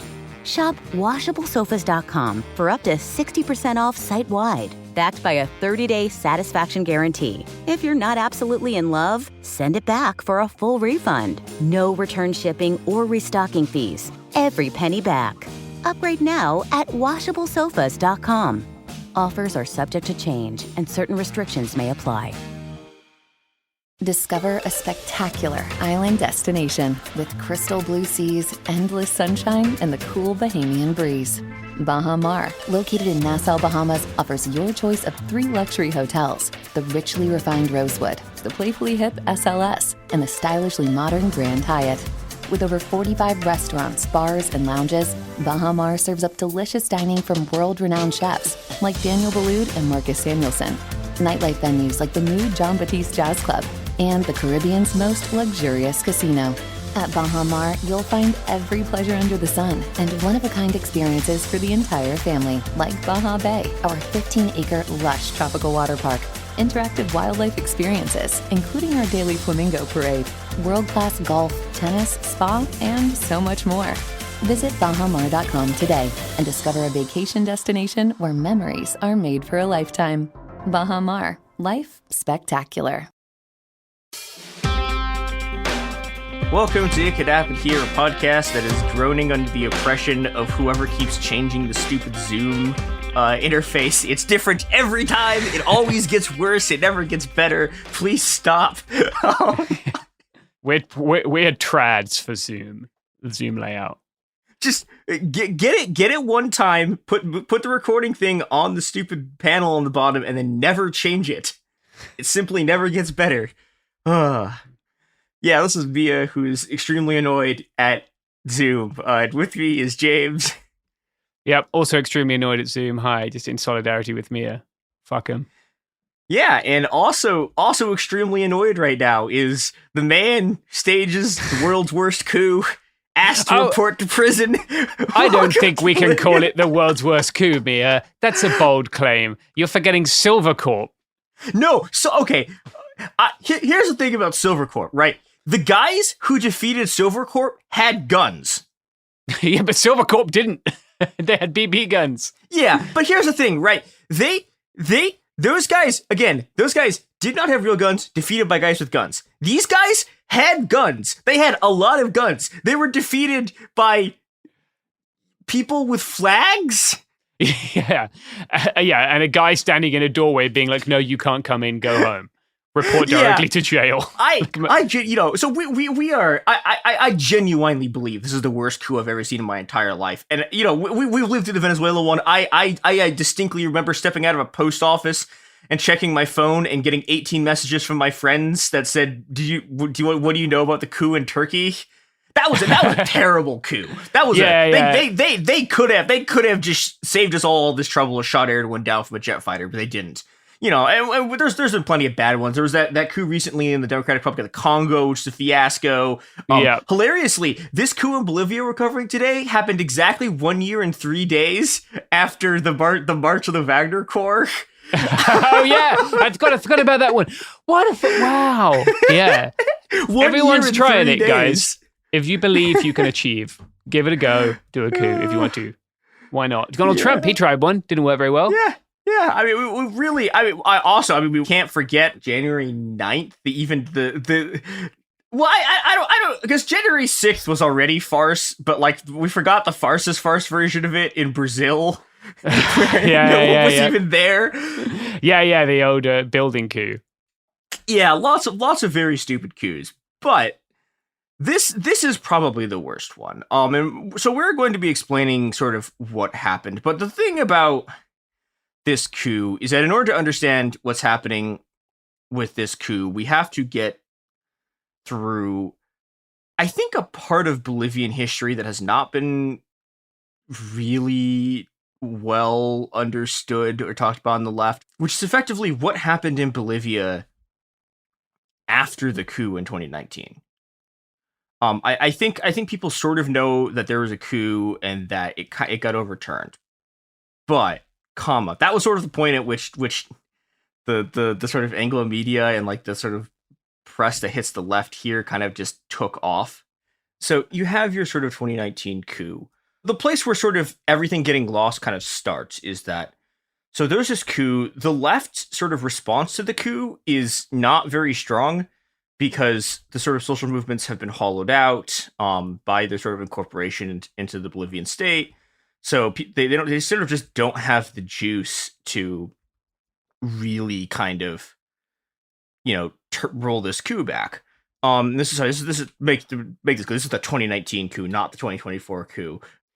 Yeah, and the thing about the 2019 coup that makes it very different from this one is that one was, there was a broad base of support for this, right? In this sort of like far right out of Santa Cruz, and also out of sort of like more moderate center right factions. So there are sort of large street movements in favor of this. This is not true of the most recent one. Yeah, absolutely not. Yeah, but by 2020, as 2020 is sort of progressing, Áñez's coup government is a fiasco. Their management of COVID is just terrible. Enormous numbers of deaths. I mean, not by American standards, I guess, but really, really mismanaged. I mean, I had friends there who were talking about how if you were going to the hospital and you needed to use like a piece of medical equipment, you had to buy the medical equipment or a part to fix a machine and then show up to the hospital with the part because they couldn't order it. Yeah, I've seen that in a few places in the world. It's never a good sign.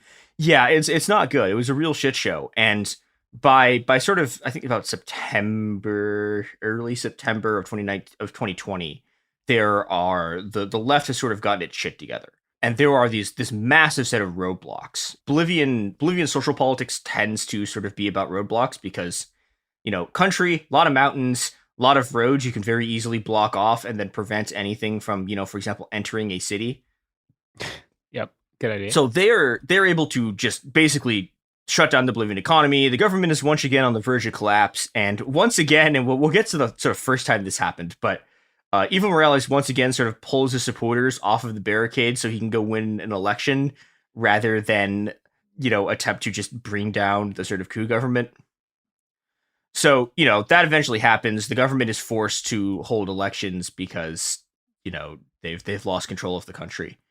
And the MAS wins this election by overwhelming margins. The MAS is Evo Morales' party. It's the sort of like party of the Bolivian left. But yeah, the guy who comes into power is Luis Arce. And he's an interesting figure because he is kind of, we're going to get more into sort of what the MAS is in a bit, but he is from a kind of right wing of the party that's not talked about very much. Yeah, he is a, you know, he's not a guy who comes from the social movements in the way that sort of Morales did. Like Evo Morales was a guy from the Coca, he was like the president of the Coca Growers Union. Arce is a banker. He's an economist and a banker. He comes out of the Central Bank of Bolivia, and he had been kind of the guy running Bolivian economic policy, but he is from the developmentalist wing of the party, which means he is effectively from the wing of the party that are the kind of like center-left capitalists that the social movements kind of allied themselves to under Morales in order to do this sort of national economic development policy. So these are a lot of mining sector guys. These are a very specific sort of cadre of these like sort of central bank guys.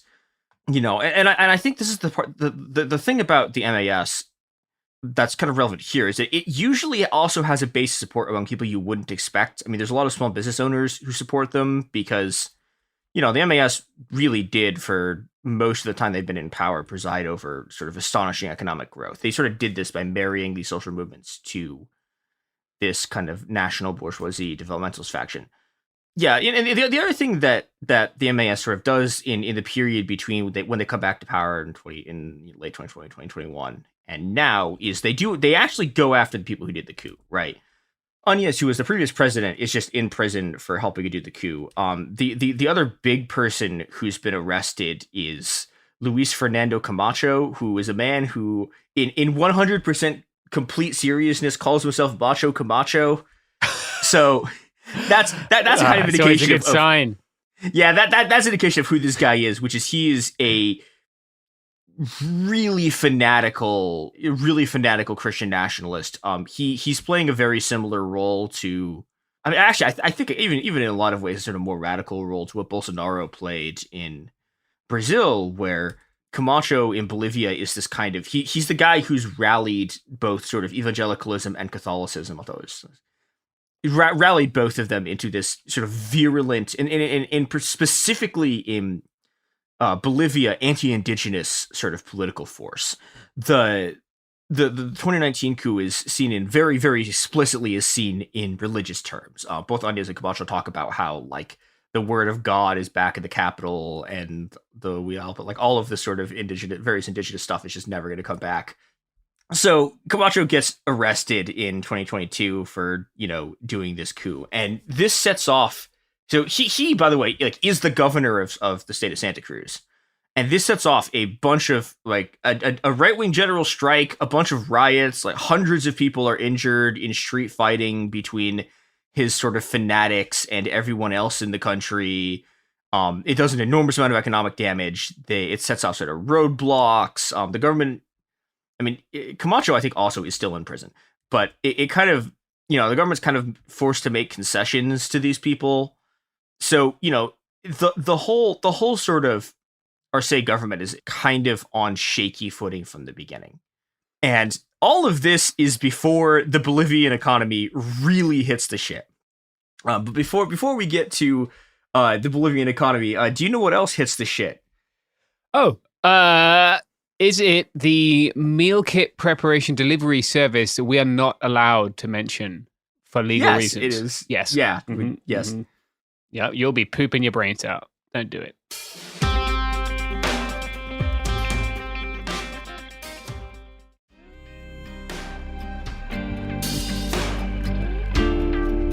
We are back. So let's talk about the other thing that's been happening in Bolivia. Well, okay, I say other thing. One of the four other things that's been happening in Bolivia. And that is the real sort of collapse of the Bolivian economy.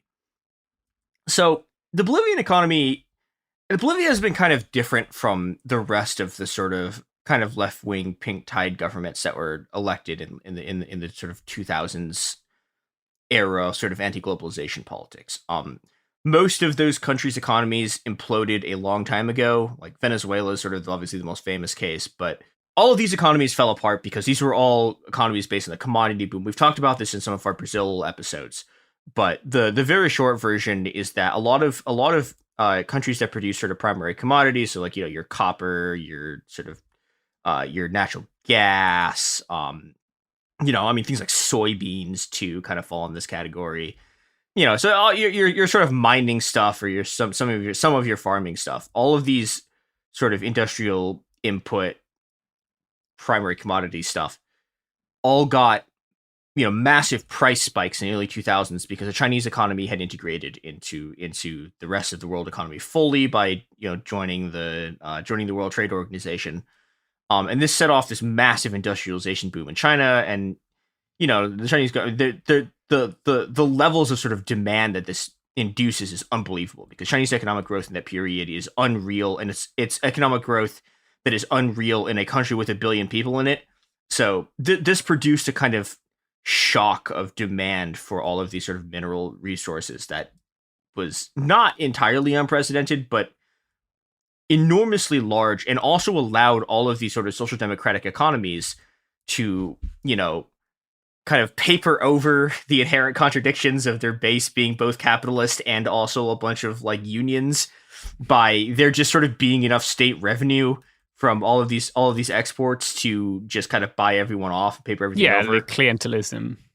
Yeah, and that stops working when the economy goes under. But Bolivia's economy does a lot better than the rest of the economies in the region. There are a lot of reasons for this. Part of it is that, you know, Arce, who is running the economy of Bolivia in the sort of the period, like post-2008 period, when everyone else's economies are collapsing, he is genuinely doing some pretty interesting macroeconomic stuff. Also, the other thing that's going on is that Bolivia main export, and people in the US tend to think of Bolivia as a country that produces lithium.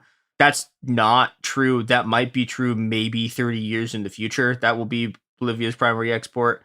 But Bolivia's primary export for the last 2 decades has been natural gas. And natural gas prices didn't quite do the same thing that sort of oil prices did, that kind of imploded the Venezuelan economy. Yeah. And so through sort of like economic management and these sort of political alliances and, you know, the high price of natural gas, the Bolivian economy had sort of been fine. Unfortunately, what's happening right now is that Bolivia is running out of natural gas. And because it's running out of natural gas, and also because their economy is an export-based economy based on natural gas. Not so good. Not such good vibes. Yeah, it's very bad. The entire economy is falling apart because, you know, and this is a very, very classic kind of economic crisis. You know, the economic crisis they're having is, I'm not saying it described as a balance of payments crisis, but that's what it is, which is that the Bolivian economy works on buying things with American dollars. So, you know, like a lot of the businesses in the country involved are sort of import businesses, right? Right. You know, I mean, I know people who run businesses like this in Bolivia, where, you know, you're importing shoes or like motors, or stuff like that, and you buy them with American dollars and you sell them in Bolivia. But the thing is, this requires a constant supply of American dollars to go buy manufactured goods from other places, because Bolivia's manufacturing economy is effectively a joke. And this is something that was true of all of these economies. I mean, Bolivia they kind of tried to industrialize in the 70s, but they never got as far along with it as a country like Brazil or a country like Venezuela did in the 70s.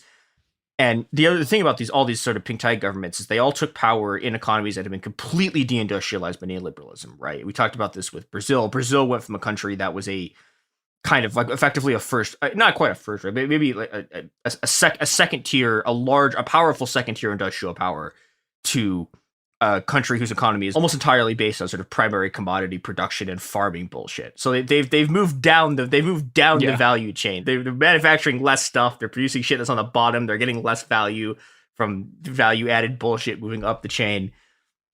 And this is also the problem with the Bolivian economy. And because the natural gas is drying up, they don't have enough dollars coming into the economy for people to use to buy things. And the Bolivian currency is also pegged to the dollar. Right. So there's supposed to be an official exchange rate at which, you know, X amount of money is worth X amount of dollars.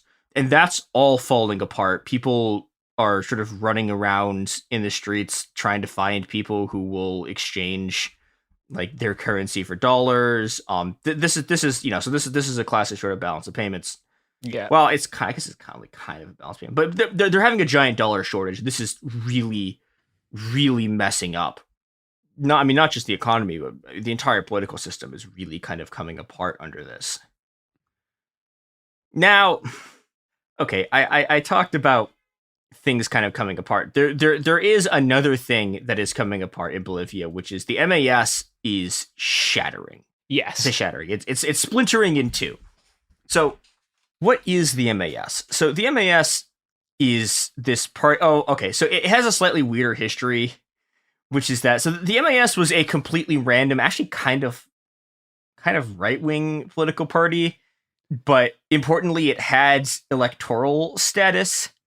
So it's a party that was taken over by the social movements at the end of the sort of stuff we're going to get to in order to be able to run, in order to be able to run candidates for office.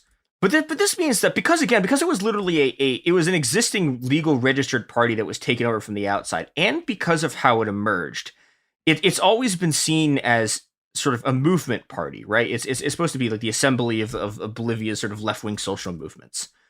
And these left-wing social movements are the movements that emerge isn't quite the right word, but they're the movements that solidified and began to sort of exert their power from 2000 to 2006 in this enormous sequence of social uprising against sort of Bolivian neoliberalism. The most famous of these are the water and gas wars, which are these fights against water privatization and the sort of gas line, and this alliance of peasant unions, sort of the traditional sort of urban sort of proletariat, like traditional sort of like urban left, these new street movements, coca growers unions, miners unions, and a whole array of indigenous groups that we frankly do not have time to get into here because the politics there are extremely... The philosophy is extremely complicated. I don't know if I've talked about this on this show before, but one of the... I mean, we're talking about they have like philosophical constructs that I don't understand. It's this philosophical construct that's like a dialectic, but there's three parts of it, and it doesn't resolve. They just all kind of grind in tension with each other, right? So like, okay, we're not really going to get into that because it's outside the scope of the show. If you're more interested in this, read Rhythms of the Pachacuti or get a doctorate, I guess. Yeah, return to grad school. Your options are limited. But, so there's this coalition of all of these kinds of unions, these rural unions, urban unions, urban street movements, rural street movements, gather together, gather their strength, set up a million roadblocks, and just smash the neoliberal right.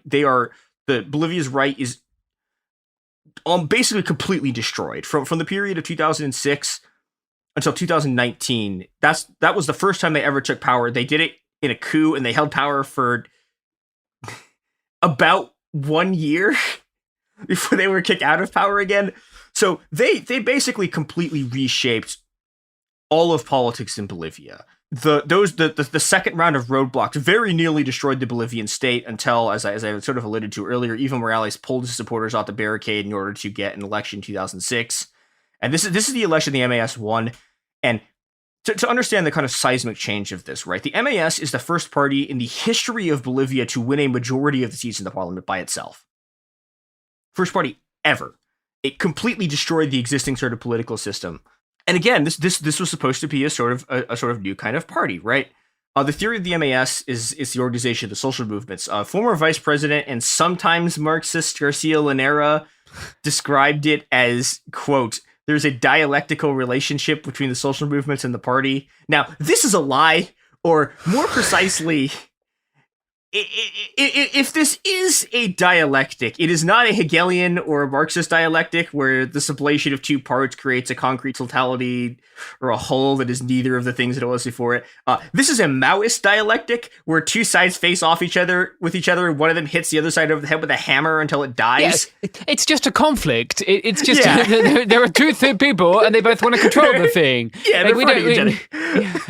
It's just it's a fight. So that's what ends up happening, right? So the social movements and the indigenous movements in particular have been fracturing for a decade.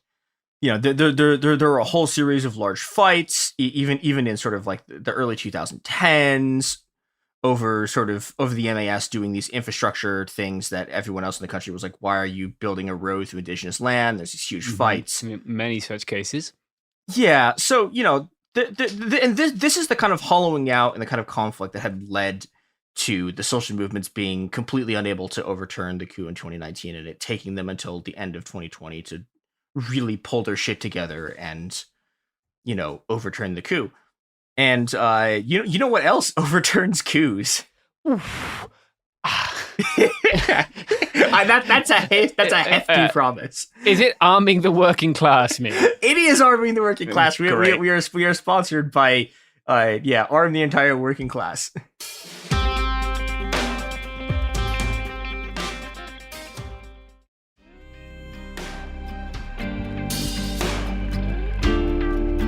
We're back. So now we get to the present split in the social movements.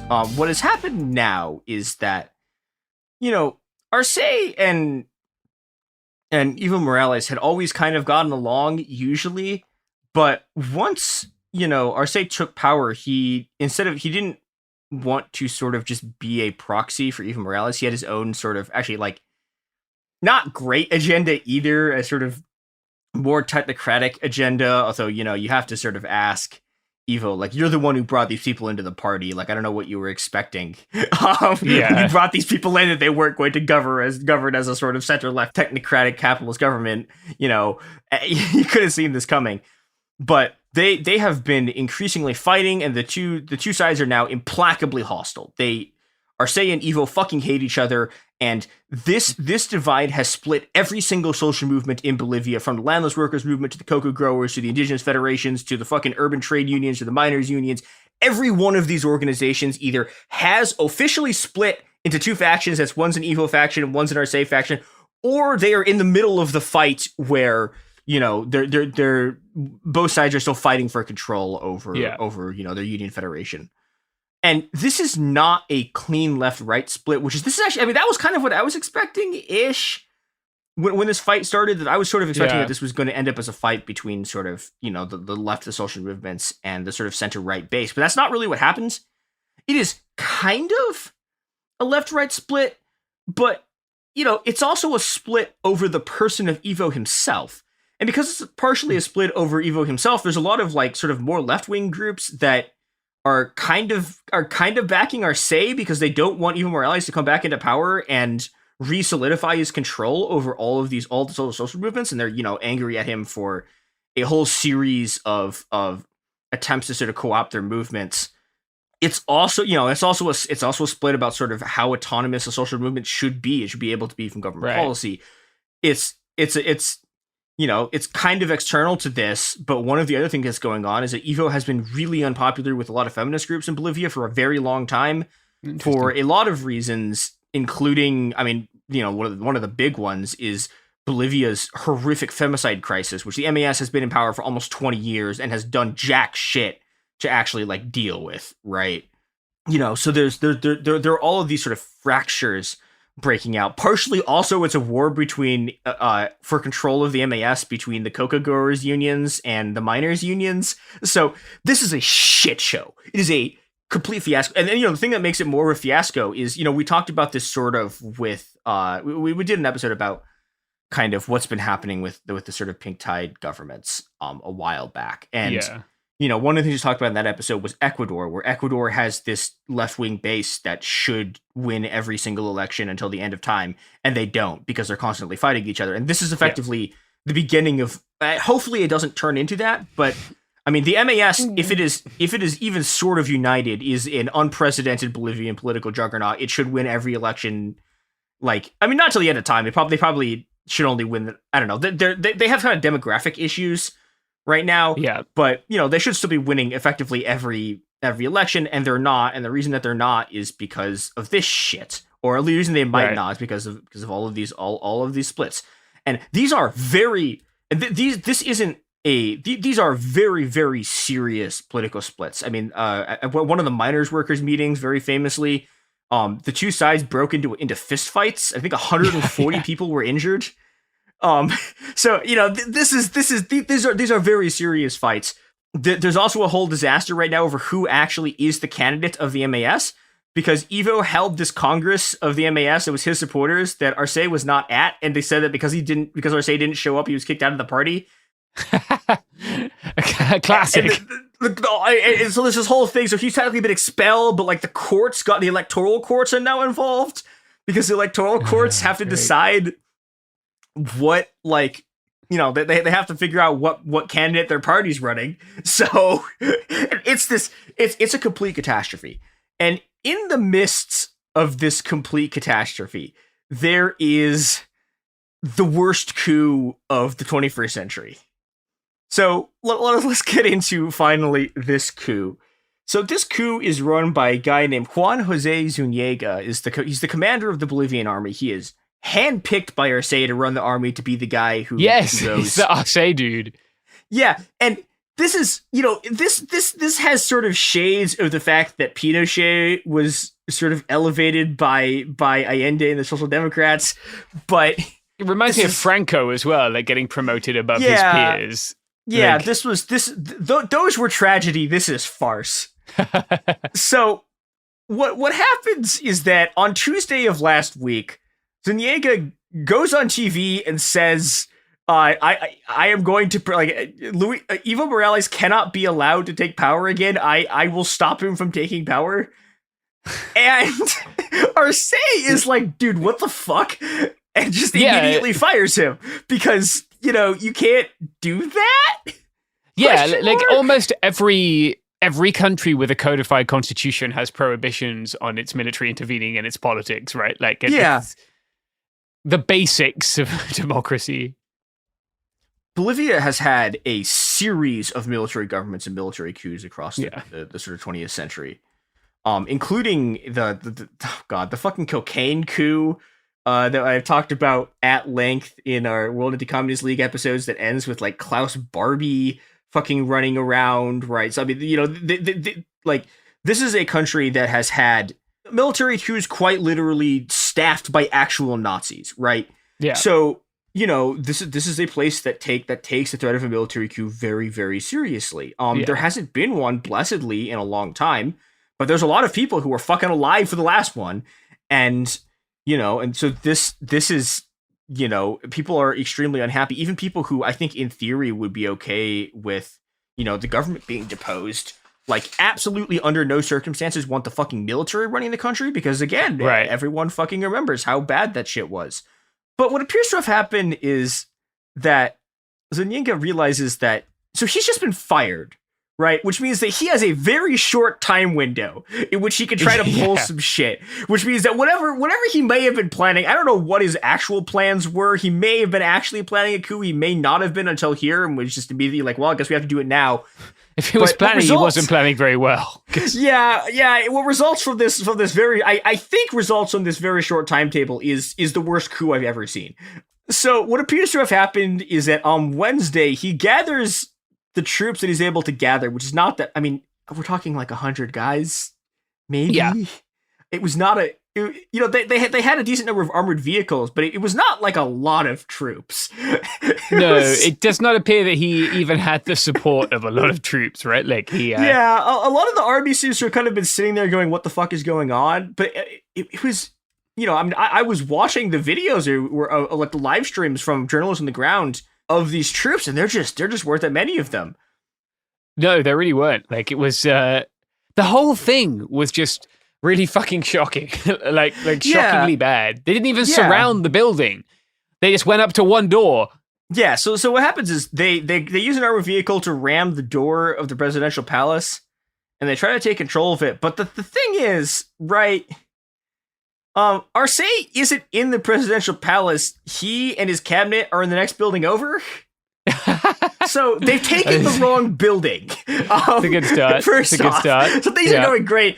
And again, this is not a sort of, you know, this is not a coup that follows a standard coup repertoire of seize the president, seize the radio station, seize the airport, seize the trains, right? Yeah. And have control over the military barracks, which is this is your sort of basic 5-step plan to how to do a coup.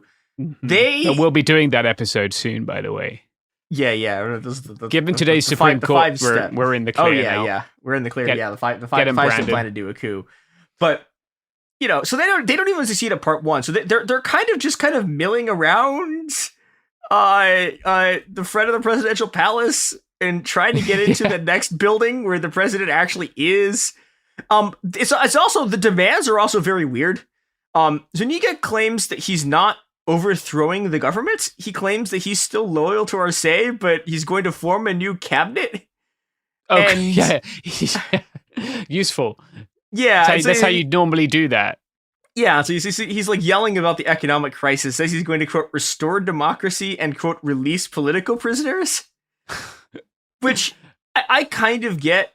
Okay, so the political prisoners thing, I think, is about the people who've been arrested for doing a 2019 coup. I have no idea what restore democracy means. I don't know if he had any idea what he meant by restore democracy. Something was happening. But the thing is, the other thing about this coup is that it has no backing at all. I mean, it doesn't even have backing in the army, but it doesn't even have backing among the right. Both Macho Camacho and Jeanine Áñez, who are the people who did, like, the last one, both condemned the coup. So the people he is trying to break out of prison condemned the coup. Right? Amazing. So this is going nowhere. Worst coup I've ever seen. So meanwhile, Arcee and his cabinet are in the next building over, appointing a new commander of the army, so that the new commander of the army can go outside and order the troops to go back to their barracks. And Outstanding. So this is kind of what's happening. But also, meanwhile, outside, so that these troops have like taken over the square in front of the presidential palace, and they have sort of successfully managed to take over the square with a bunch of sort of military police and riot gear. But there's this sort of crowd who's come to yell at the army, right? And it's this very weird spectacle because there's all these soldiers who all have long guns, right? Being protected by a line of cops with riot shields. Yeah. Like, So well, weird. they know if you open up on the crowd, like you don't have enough numbers to not get stoned it's like to death. every single one of you is going to be individually executed. Like, Yeah. So they're all by people Well, who I don't mean, have guns. and that's the thing. And that and when I say executed, I mean like they're going to get executed by the government. That's assuming they live long enough and are not just beaten to death by the crowd, which is also a real possibility. But so this crowd is sort of approaching the line of riot police. They're getting tear gassed a bit. But this is, and I cannot emphasize this enough, this is not a kind of normal, like highly organized Bolivian mass protest where, all of the unions call a general strike in the middle of this. Yeah. But again, this whole thing lasts maybe 2.5 hours. So there's not time to do the actual kind of sort of roadblocks and stuff like that. There's not time to actually do the organization that you would need to do to overturn this coup. This coup falls apart so fast that people don't have time to make protest signs. All they have are flags. They do not have time to write signs out. That is how they don't have time to come up with chants. I was watching the funniest part about this whole thing. So I was watching a live stream of the protesters, and the protesters had gotten this kind of, I guess you call it sort of a kind of metal gate. I guess it was this big sort of. It almost looked like, how you get those white shelves that have like metal bars in it. It was kind of like that, but like crosshatched. It was, it was pretty big. It was like bigger than a person. And like 3 people are like carrying in front of them, like going to the police line, presumably to use it as a battering ram. But the troops run away so fast that these guys couldn't get their gate up to the police line fast enough to use it. That's how you know it's going well. It was staggering. It was amazing. So, the entire coup falls apart. Zuniga gets arrested on live TV. He's like giving a press conference and they just like arrest him. Amazing. But at the end of this, as it's falling apart, the one genuinely masterful stroke that Zuniga pulls in this entire, amidst just a cavalcade of failure. The one actual genius line that he does is as he's sort of being arrested, he says this in prison too. He claims that he's been ordered by Arcee to do this in order to boost Arcee's poll numbers, which are dog shit. It's fake news. Yeah. Yeah. Now, okay, this whole scheme begs the question: what was Arcee supposed to get out of this? Sorry, not Arcee. Zuniga. What does he get out of it? Right? Because he's just going to prison. It's like, why would he do it if it was just under orders from the president? Because this is a lose-lose for him. So none of it makes any sense. But, this is immediately picked up by Morales supporters who fucking hate Arce. And they all immediately begin sort of repeating this. And now this has become sort of the official line. I mean, Evo Morales has just been on TV and on social media just saying, yeah, this was a fake coup. This was a coup that Arce did against himself to help his poll numbers. And this is, this is this has turned into a real thing. And there's a lot of people who are sort of I don't know. The whole coup was really weird, right? And there's a lot of people who believe this because they're, either because they want to believe it or because, it does look weird, or because they fucking just hate Arce from the beginning, right? This is all, as funny as it sort of is, this has had a sort of catastrophic effect on sort of just like regular Bolivian people because people are fucking terrified. They're terrified that this is the beginning of the army coming back into politics. They're terrified that someone else is going to do a coup. I mean, Evo Morales has been saying for a very long time, actually both of them have been trading accusations that the other one is going to do a coup against them. Yeah, they've been banging the coup drum for a little while. Yeah, everyone has sort of been claiming that there's going to be coups happening. And all of this is creating this sort of cauldron of things that are extremely bad for the Bolivian left. The economic boom that wielded the coalition together is over. It's not clear anyone can bring it back because, again, this is a natural gas based thing, right? Yeah. And the other problem that they have is, the problem that all social democracies have, which is that they've created a middle class base of small business owners and people with middle class salaries and professional jobs. And we talked about this in the Brazilian context, and this is something that Garcia Linera has talked about too, which is that. Well, he doesn't say it in these words because he's a coward and a capitalist, but social democracy produces its own gravediggers by creating a middle class that despises them and then eventually destroys everything the social democrats fought to create. And that it is very possible that what we are in right now is the opening stages of this entire political project coming apart. Yeah. And I fucking hope it doesn't, and I hope that, but again, like the only actual way to resolve the inherent sort of political and social contradictions of attempting to have a sort of left-wing socialist political base and a capitalist government is to eliminate the capitalist state. Yeah.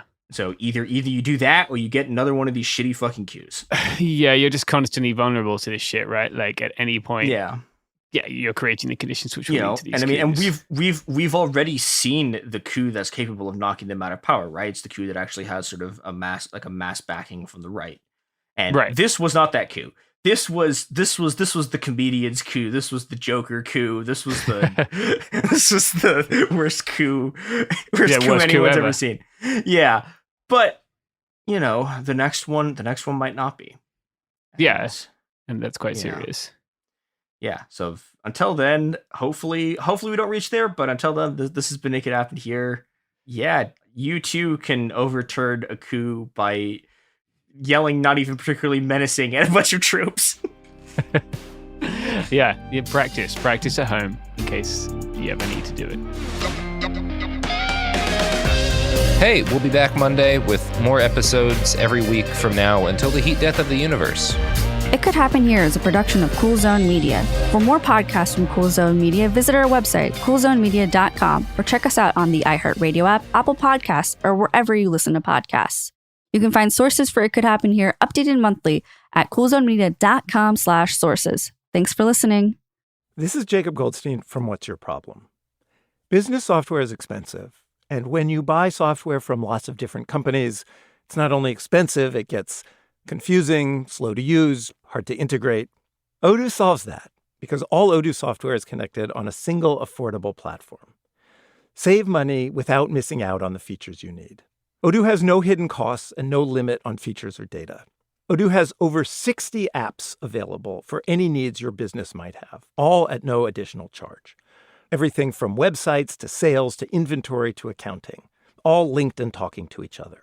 Check out Odoo at odoo.com. That's odoo.com. Sink into affordable luxury. Anabay is the only machine-washable sofa, inside and out. With stain-resistant slip covers and a cloud-like frame duvet, everything goes right in the wash. Plus, the modular design lets you change the look of your space anytime. Visit WashableSofas.com to upgrade your home. Shop up to 60% off site-wide, with sofas starting at just $699 and a 30-day money-back guarantee. Shop now at WashableSofas.com. Offers are subject to change, and certain restrictions may apply. Discover a spectacular island destination with crystal blue seas, endless sunshine, and the cool Bahamian breeze. Baha Mar, located in Nassau, Bahamas, offers your choice of 3 luxury hotels: the richly refined Rosewood, the playfully hip SLS, and the stylishly modern Grand Hyatt. With over 45 restaurants, bars, and lounges, Baha Mar serves up delicious dining from world-renowned chefs like Daniel Boulud and Marcus Samuelsson, nightlife venues like the new John Batiste Jazz Club, and the Caribbean's most luxurious casino. At Baha Mar, you'll find every pleasure under the sun and one-of-a-kind experiences for the entire family, like Baha Bay, our 15-acre lush tropical water park, interactive wildlife experiences, including our daily flamingo parade, world-class golf, tennis, spa, and so much more. Visit BahaMar.com today and discover a vacation destination where memories are made for a lifetime. Baha Mar, life spectacular. You ever get the feeling the city walls closing in, the concrete jungle suffocating your soul? You crave wide open spaces, the chance to connect with nature, maybe chase some elk, fish a private stream. Well, listen up. There's a whole world out there, and finding your own piece of it just got easier. Head over to land.com. They've got ranches, forests, mountains, you name it. Search by acreage, location, the kind of hunting or fishing you dream of. Land.com. It's where the adventure begins. This is an iHeart podcast. Guaranteed Human.